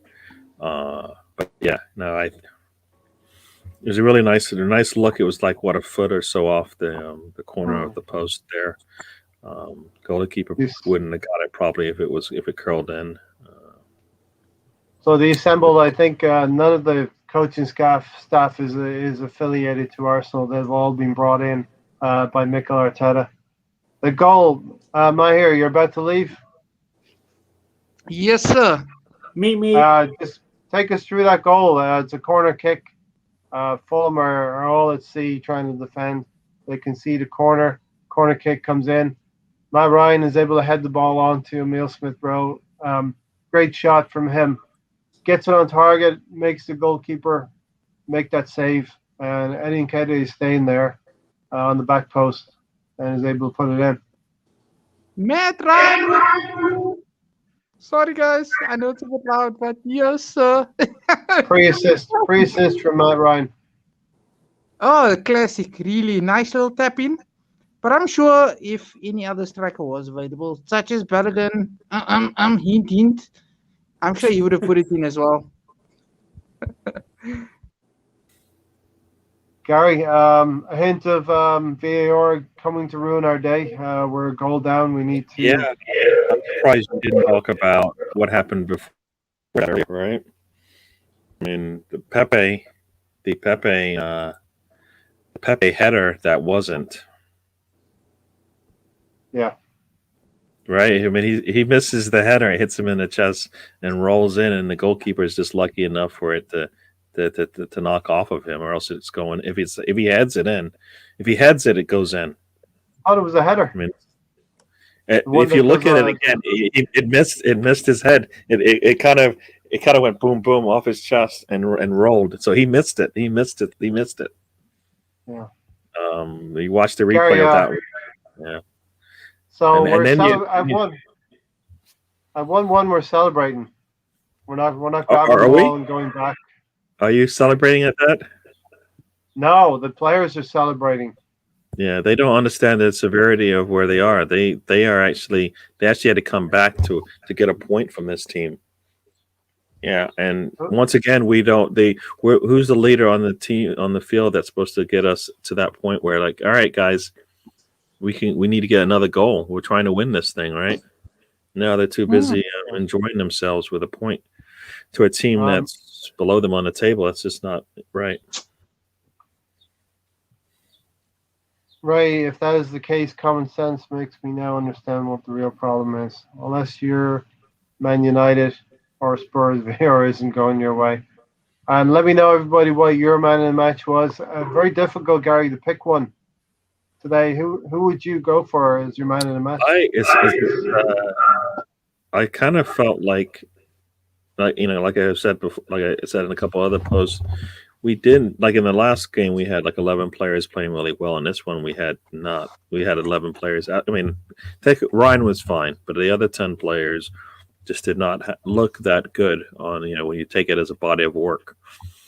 I mean, I kind of felt like for me, it would have been between like a Millsworth Rowe and Saka as being the nominations for, man of the match for me, because what they had to deal with, because they didn't have much around them. Like, I guess I should say behind them. So that kind of made things a little bit tough for them.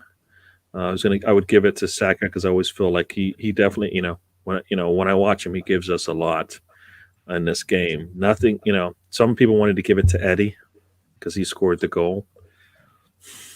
But he had two other opportunities to do anything with. Yeah, so that, I mean, yeah, he scored, which with like any of us could have scored that like one. 30 minutes to go, like 20 minutes to go in this game, I pretty much it was pretty hard to watch, and enjoy the game anymore. And when we scored, it was like, and then the fact that it had everything that we did went to VAR. Batman, because he had the sense to stay away.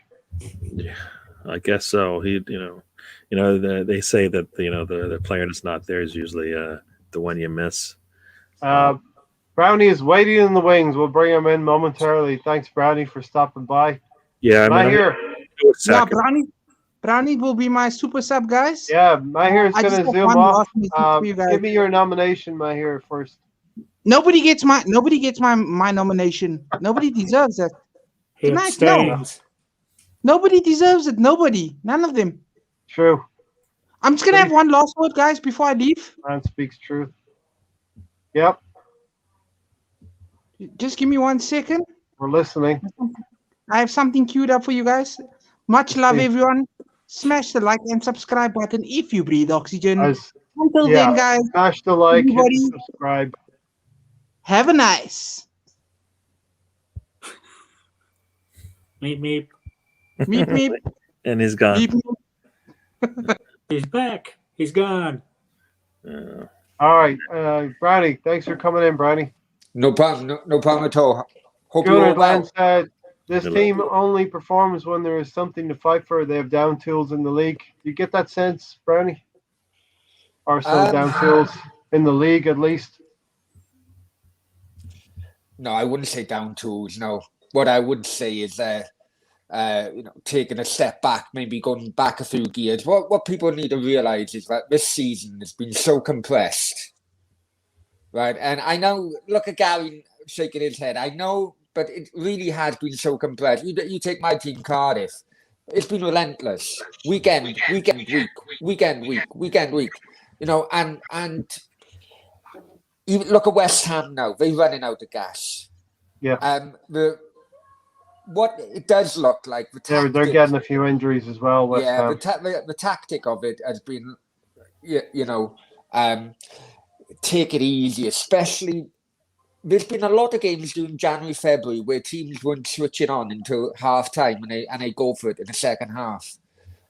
Fitness is a very, very huge thing at the moment, and players have been going down left, right, and centre. And if you guys want to focus on the Europa League, which I fully let's understand, get into it. Let's get into it. What's your thoughts? This is going to destroy football. Super League, right? I mean, can I just say something before you jump into that? Yeah. If you're watching Arsenal, Cedric could have played today. That would have meant that Bellerin wasn't out there, which was one of the negative stains on the game. Right? Chambers could have played. I mean, pick one of the two. We've got three. We picked the worst one today. This was a sentimental selection. I don't care. That's why the game looked this way. Is because we went to our third string right back. I don't like it. But coming back on that, Gary, if you don't mind, Ray. Let's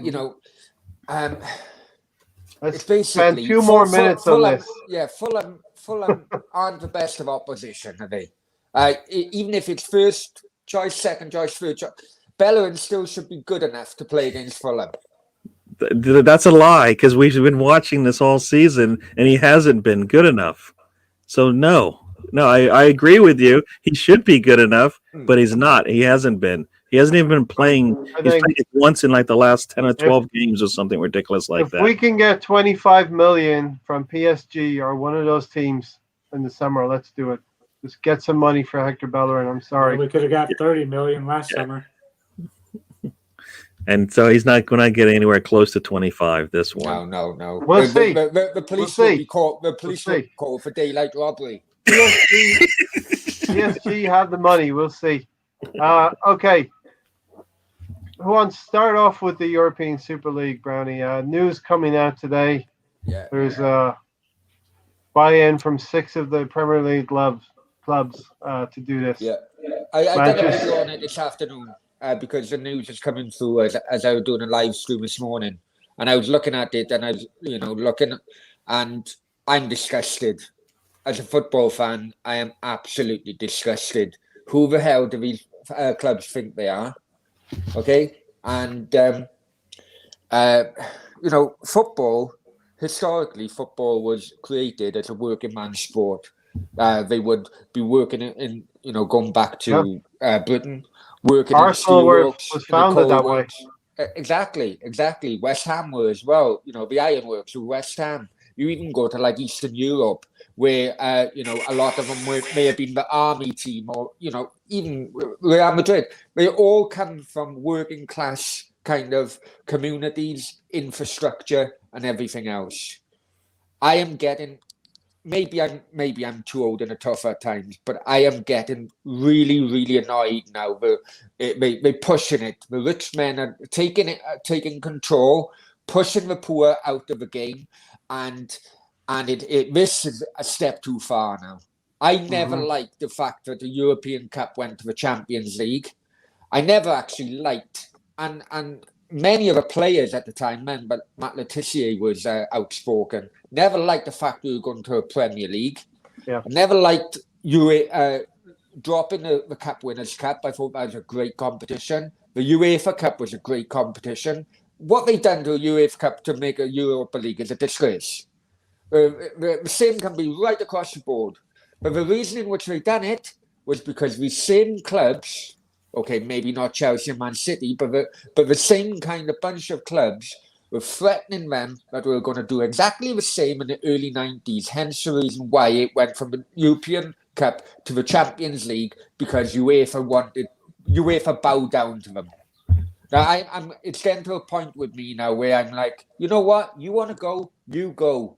Because I am convinced football fans in this country will not support this move. No. No, It there's will going to not be support this move. I'm convinced of it.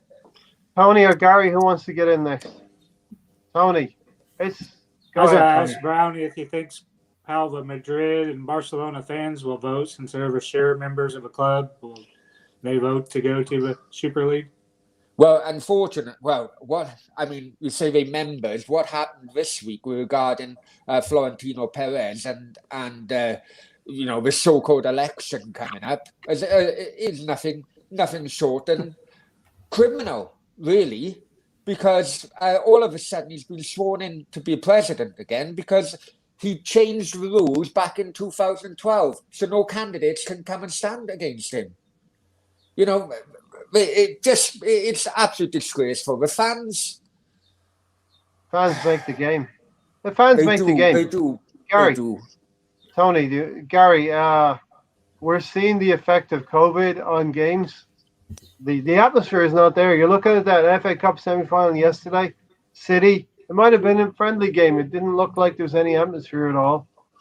They want to do this. They want to put a package together where Arsenal will play Real Madrid every week or whatever, and it's going to be turgid. It's going to be horrible football, and there's not going to be any atmosphere. Who's going to travel? Think about travel. Yeah, but think also about this. Like, if this thing does happen, it's the story's going to the Jeopardy question is going to be, what killed world football. This European Super League will kill it because we're talking about 20 teams out of how many? 200, 300 teams that currently play and have an opportunity to play in a European league, and we're talking about not just the first level, we're talking about the teams below them and the lower tiers of those domestic teams that have an opportunity to move up and then maybe even get a chance to play, right? I mean, so there's a lot of teams that you're basically killing the sport for 20 teams. Right? Yeah. You're killing the sport for 20 teams. 20. It's also killing the dreams of the lower league. I'm a Cardiff fan. Okay, yep. I'm a Cardiff fan. One of the reasons I'd like us to get promoted and get to a Premier League is because I'd like to watch my team Cardiff go up against Arsenal, Man United, Man City, or wherever else. Yeah. By them going away, they would destroy the dreams of the likes. Maybe not likes me. I'm 42, but definitely the younger generation. Destroy. Who the hell do these people think they are? Yeah, you're killing the history. You're killing the history of your leagues, right? So now these games that used to happen back in the days, like, aren't going to happen anymore. All right. When do you play? Are you gonna have Arsenal play like a Newcastle or a Leeds or whatever? Any of these teams that have historical value behind them are all gone now because guess what? You make it to the Premier League and they're playing with their backups, right? So you're killing your sport for 20 teams, and yes, you're gonna make a lot of money, but then you're killing the rest of the sport. So now you're basically gonna be watering down your league because you're not gonna get the same quality players anymore. They're not because think about it. I don't see how that would work. So you're playing in the first tier of whatever domestic league you're in, and now you can get promoted to one of those 20 teams. But you can't. That's the problem, you see, Guy. You can't. There's no promotion. I'm sorry, not promoted. I mean the players. No relegation. Players getting transferred, right? If as a team that your player is really that good and is looked at by one of those top tier teams that are in the 20, you're getting all the money you can because they've got it. But also as well, they've got it. So now so it changes the perspective of the team and kind of the look and feel of how the leagues play now, because you got these other teams that are making tons of money, not working for it. They don't have to work hard for this anymore. Like now, you want to be the top 4 team in your league, so you can make it to one of these European Cups, right? Going forward, you don't have that anymore. The money's going to get drawn out of whatever. I need to bring this up because they obviously do not give a damn about supporters, right? Yep. Are you trying to tell me, you guys are Arsenal fans, if Arsenal went into how many people can actually afford to be going to bloody Spain and everywhere all over Europe week in, week out to watch your team. How can that? How many people? No, they don't give a damn. And They do not Brandy, give a damn. I It's a don't think disgrace. I don't think it would be just confined to Europe. You would have these what's maybe glorified exhibition games. They would be played in the Middle East, played in China, Japan, the U.S. They would take games out of Europe and play them in other continents as well. And another thing as well is that. I'm so wound up. I forgot what I was going to say now. To be honest, I'm so really angry about it. I'll go to Tony while both of you are queuing up. I can see Gary and Brownie itching to get back in. We're going to have a few more minutes to get through this. Tony, regular supporters going through the turnstiles. That's gone. That's all going to be gone. It's just going to be the mega rich people that support the club. I kind of thought the new format of the Champions League would squash this, since they're to basically have 2 or 3 leagues within it and eliminate teams based on the points. Is basically that'd be a league. It wasn't that'd be even knockout groups anymore, and I thought that would kind of quell the teams wanting to jump off and form their own league, but looks like they want to do it anyway. The backlash against all of the clubs is going to be really, really strong, I would believe. I haven't seen an Arsenal fan in favor of this, Gary, yet. No, I think a lot of fans are really want to watch now what they're seeing, and it has nothing to even do with the fact that now they're going to go off and, still be controlled. I mean, the problem for Arsenal is we don't want Stan to be in charge of this thing, but he's in charge of the Super League. He's one of the vice chairmen. So of course he wants this thing to go through, right? He's not caring about the Arsenal history, the Arsenal fans, anything to do with Arsenal in general. He's looking at the dollars and cents of this thing. It makes a lot of sense to him to do this and not have to invest much in it, right? Which he hasn't done anyway. So I really hope the government steps in. That's what Guy Neville was mentioning earlier. Yeah. The government need to step in on this. And another thing as well is that, okay, if that happened 4 or 5 years down the line, as football fans, when you qualify for the Champions League, I'm sure that you can remember, I remember going to that game. When you're playing the same teams year in, year out, I'm telling you, it's going to get boring. There's no variety. The bubble will burst.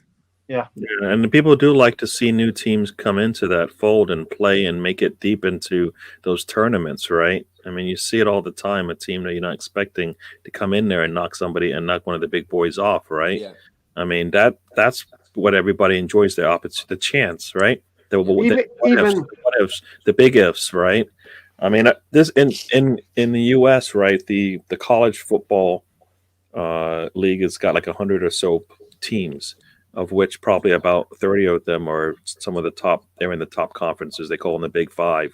There was thought that they would do a similar thing where they would kind of spin off and then play just those 5 conferences playing against each other, because that's where the money is, right? But then the other team, but now you're killing college sports and you're trying to make it more professional than it already is somewhat professional in some respects.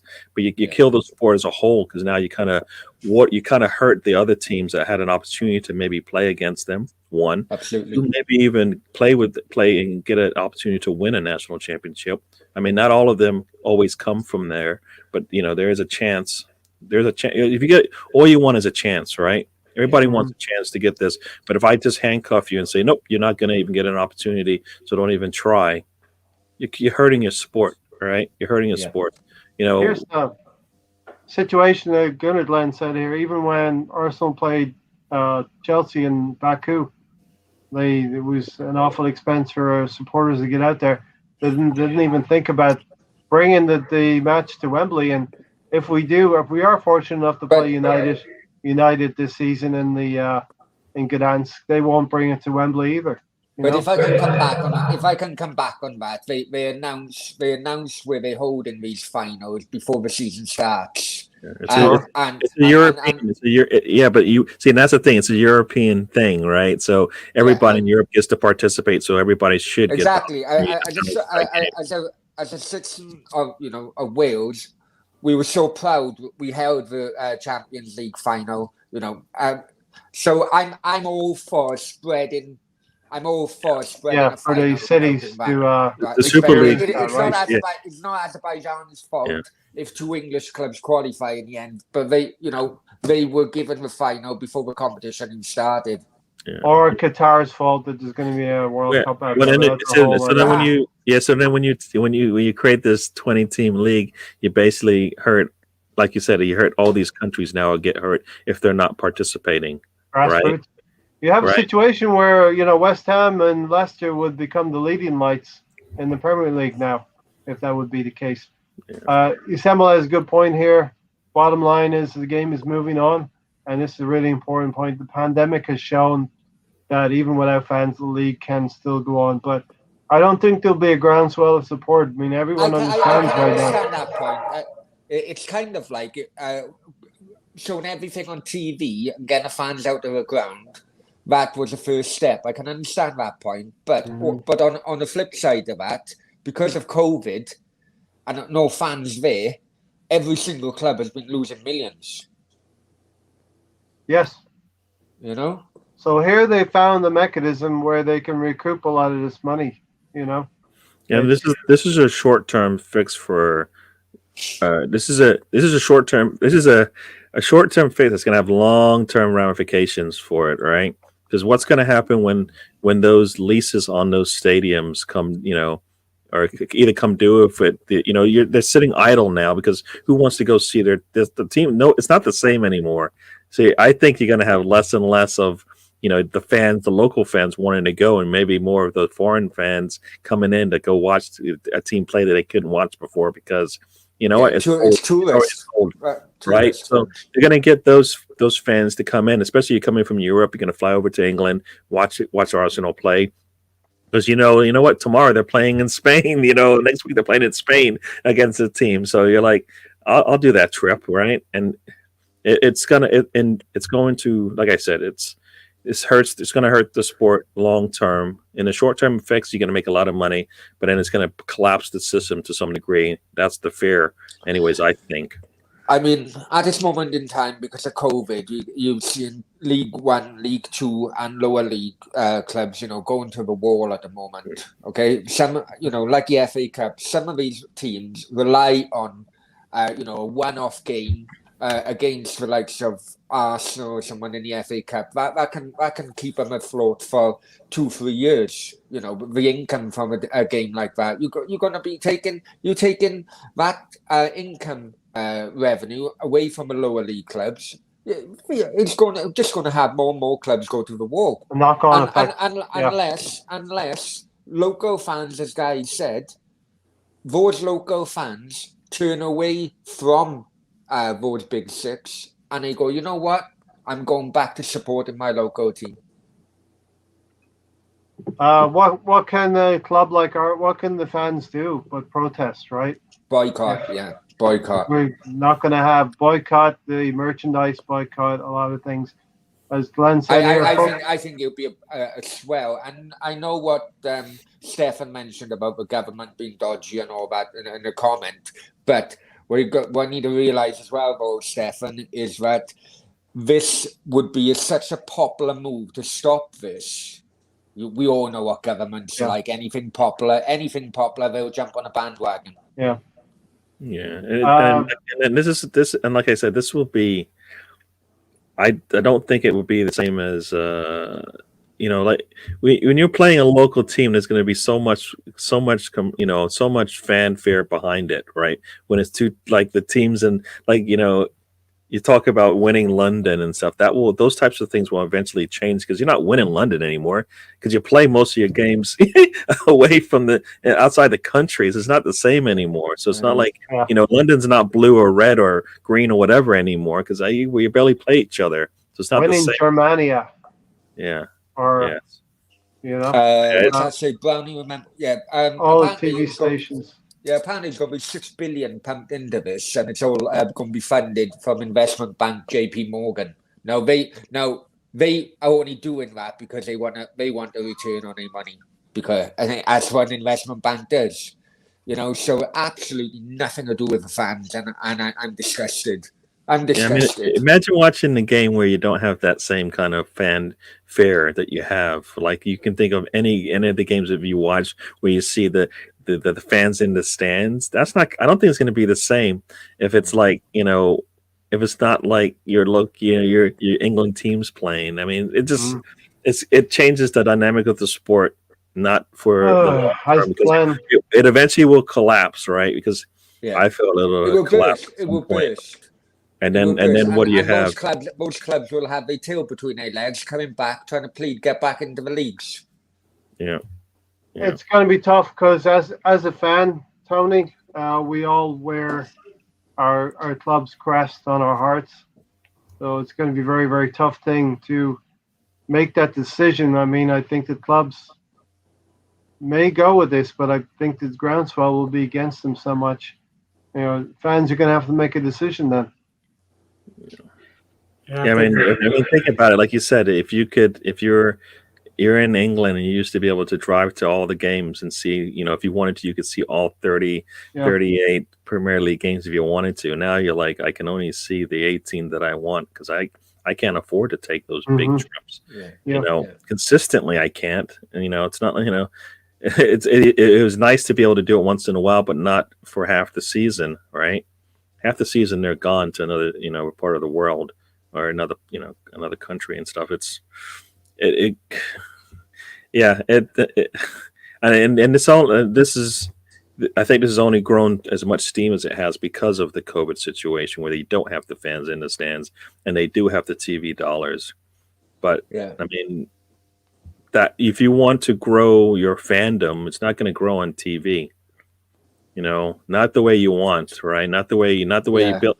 It's not just those 6 teams in England that are gonna feel the effects of it. It's those other teams that used to play them all the time. All right, United's coming into town.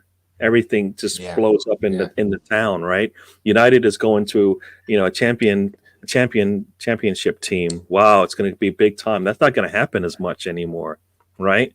Or you're a small team, you're going to go play Manchester United or City or Arsenal in their stadium. That goes away to some degree, right? It's not going to be the same big. So now all that money gets filtered out. Eventually you're just left with maybe a champion. You're basically just shifting everything to where now your championship will now become your first tier in terms of the levels. And going on financial talk, how damaging to local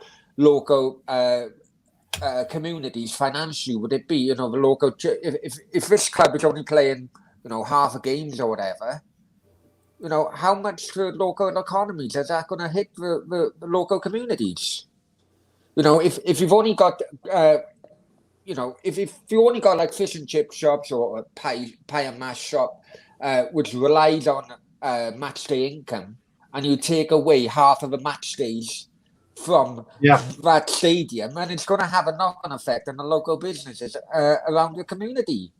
So the reports say Manchester United, Liverpool, Arsenal, Chelsea, and Tottenham have agreed to join the ESL, while Manchester City has been mentioned in the notice to put all big 6 sides in the mix. So I think there's City have not thrown their hat in yet. Another 5 on top of that can go in. So City could still be one of those 5. Who the hell did Man City, Chelsea, and Tottenham think they are? Yeah, right? Okay, and Arsenal. Well, you can throw Arsenal in there. Some of these are just made up oil clubs which had no success at all. 10 years ago. Yeah. Anyway, Premier League. I need to calm down. The Premier League has strongly condemned this. So the players will not be allowed to play in internationals. There will be, ramifications for players as well who do break away. Yeah. So now also your is it your Euros and your World Cups and your Olympics won't have essentially some of the better players in their countries play for them. So now you just, like I said, it's hurting the sport as a whole. It doesn't only hurt your domestic leagues. Now you're talking about the World Cup get affected. Who's going to want to see the World Cup if you don't have the best play? But also as Buy a well, match you can do, Cam. also as well, if I can come back on that, during the international breaks, everyone gets bored. I mean, I don't think that will hurt the players as much as they used to by banning them playing international games, unfortunately. But are they banned from playing like the World Cup? Yeah. They would be, right? So Yeah. now you're saying the World Cup won't have some of the think about this. The 6 biggest teams in England will have players on it that won't play for England. Right? Yeah, are the players going to get a... But how many? I mean, how many Kevin De players- Bruyne won't be playing for Belgium. I mean, Yeah, but based on where we are right now. How many players these days? Players are retiring from international football before they get to their 30s. That's really how much they care about international football these days. Yeah, it's gone. It's gone.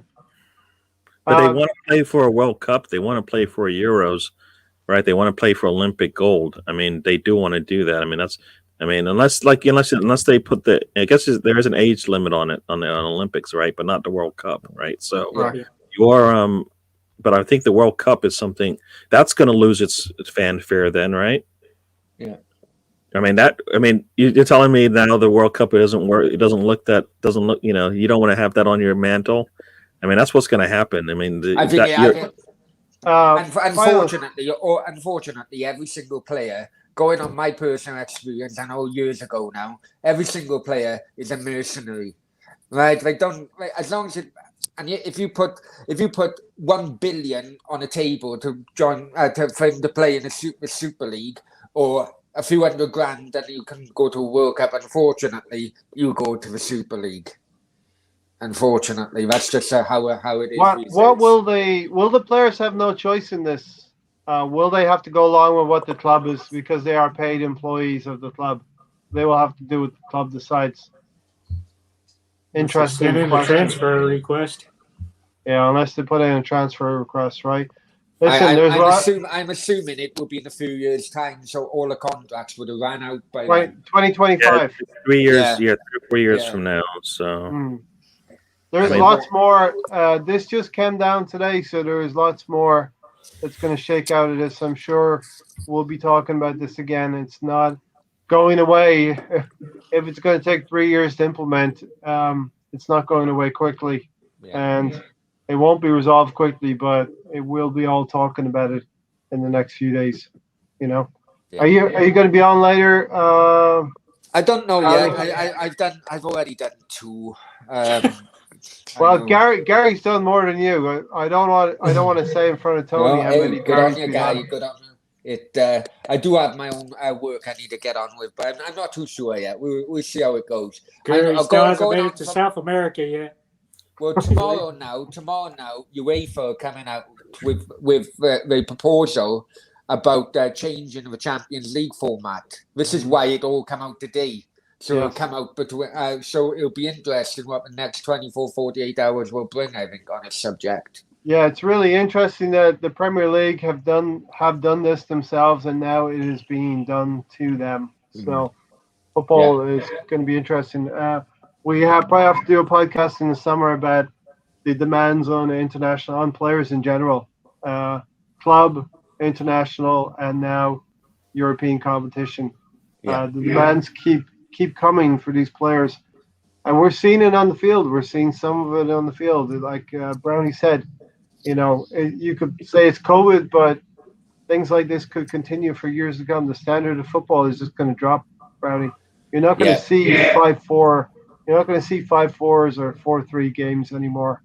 Players. I'm just wondering, guys. I'm just wondering because once the lockdown starts, I'm wondering, are the stadiums going to be as full as they were before COVID? Because because something tells me that many people have been struggling financially so much that going to a football is going to be one of the first things in which they start doing. Yeah. And you'll get that initial clamor for people wanting to get back and experiencing that match day. There's also a lot of ticket holders, season ticket holders who are soured by this whole thing. And it has nothing to do with the COVID. It's far, right? It's It'll be interesting. The game is gone. You see a lot of people saying the game is gone, Gary. You're right. You lose your season ticket you're not going to get it back. There's someone else will come and take that place, unfortunately. And somebody else may take it just before the financial gain of it all, right? I don't know if they can resell it or whatever, but I mean that's the other part to it. It's like it's not necessarily that you want to go to the game, but it's like Super League to you. You can resell it if you can resell the tickets. It's because I know that's some of the big thing over here in the States is that you're a season ticket, and sometimes it's worth you to hold on to it because you can resell it. Yeah, Super League will be hired in the World Cup as the top players. Yeah, I think they would. I think it's like over here in Spain. You got Malaga. People buy Malaga season ticket when they were in La Liga. Malaga season ticket, it'd be €100 or something for a season, and then they'd sell the Barcelona ticket, the Real Madrid ticket, and the Atleti ticket for €300 each. You know. You have to do the Pepe salute, Tony. Listen, we'll leave it there. The dog wants to get out. No worries. We want to get out. Gary. Yeah, I need to go anyway. Brownie, thanks for joining, Brownie. Thank you very much, Ray. Thank you, Brownie. Take care. Hey, take care, both. Real quick on Everton Friday. What do you think's going to happen? Real quick. Everton never went out there. Arsenal, Everton. I don't know. A draw, I think. A draw. Don't say that. I want to win one way or the other. I think so. You can see now teams are starting to run out of gas. Yeah. And I fear the start of next season actually because players are going to be in the Euros and they will have no summer and it's going to be. Sure. It could start off really slow next summer. Listen, Cheddar, Stephen, Stefan, Glenn, everyone, thanks for joining. Thanks for watching. Is DCL still injured, Brownie? I think so, yeah. I think so. All right. Let's listen. Remember, Friday night we're going to go 24 hours. Gary's frozen. Gary says goodbye to you. I'm still here. Can you not hear me? What do you mean I'm frozen? Your video is frozen. Oh no, I'm still here. It looks fine on my end over here, but yeah, no. Thank you everybody in the chats. Friday night, 24 hours later than usual, because the game against Everton is on Friday. We'll have a post game then. Join us then. Thanks, Gary. Thanks, Brownie. See you then. Take care. Bye-bye. Disappointing result today, but we move. The Europa League is the most important right now, unfortunately, or fortunately. Thanks for watching, everyone. See you Friday. We're out of here.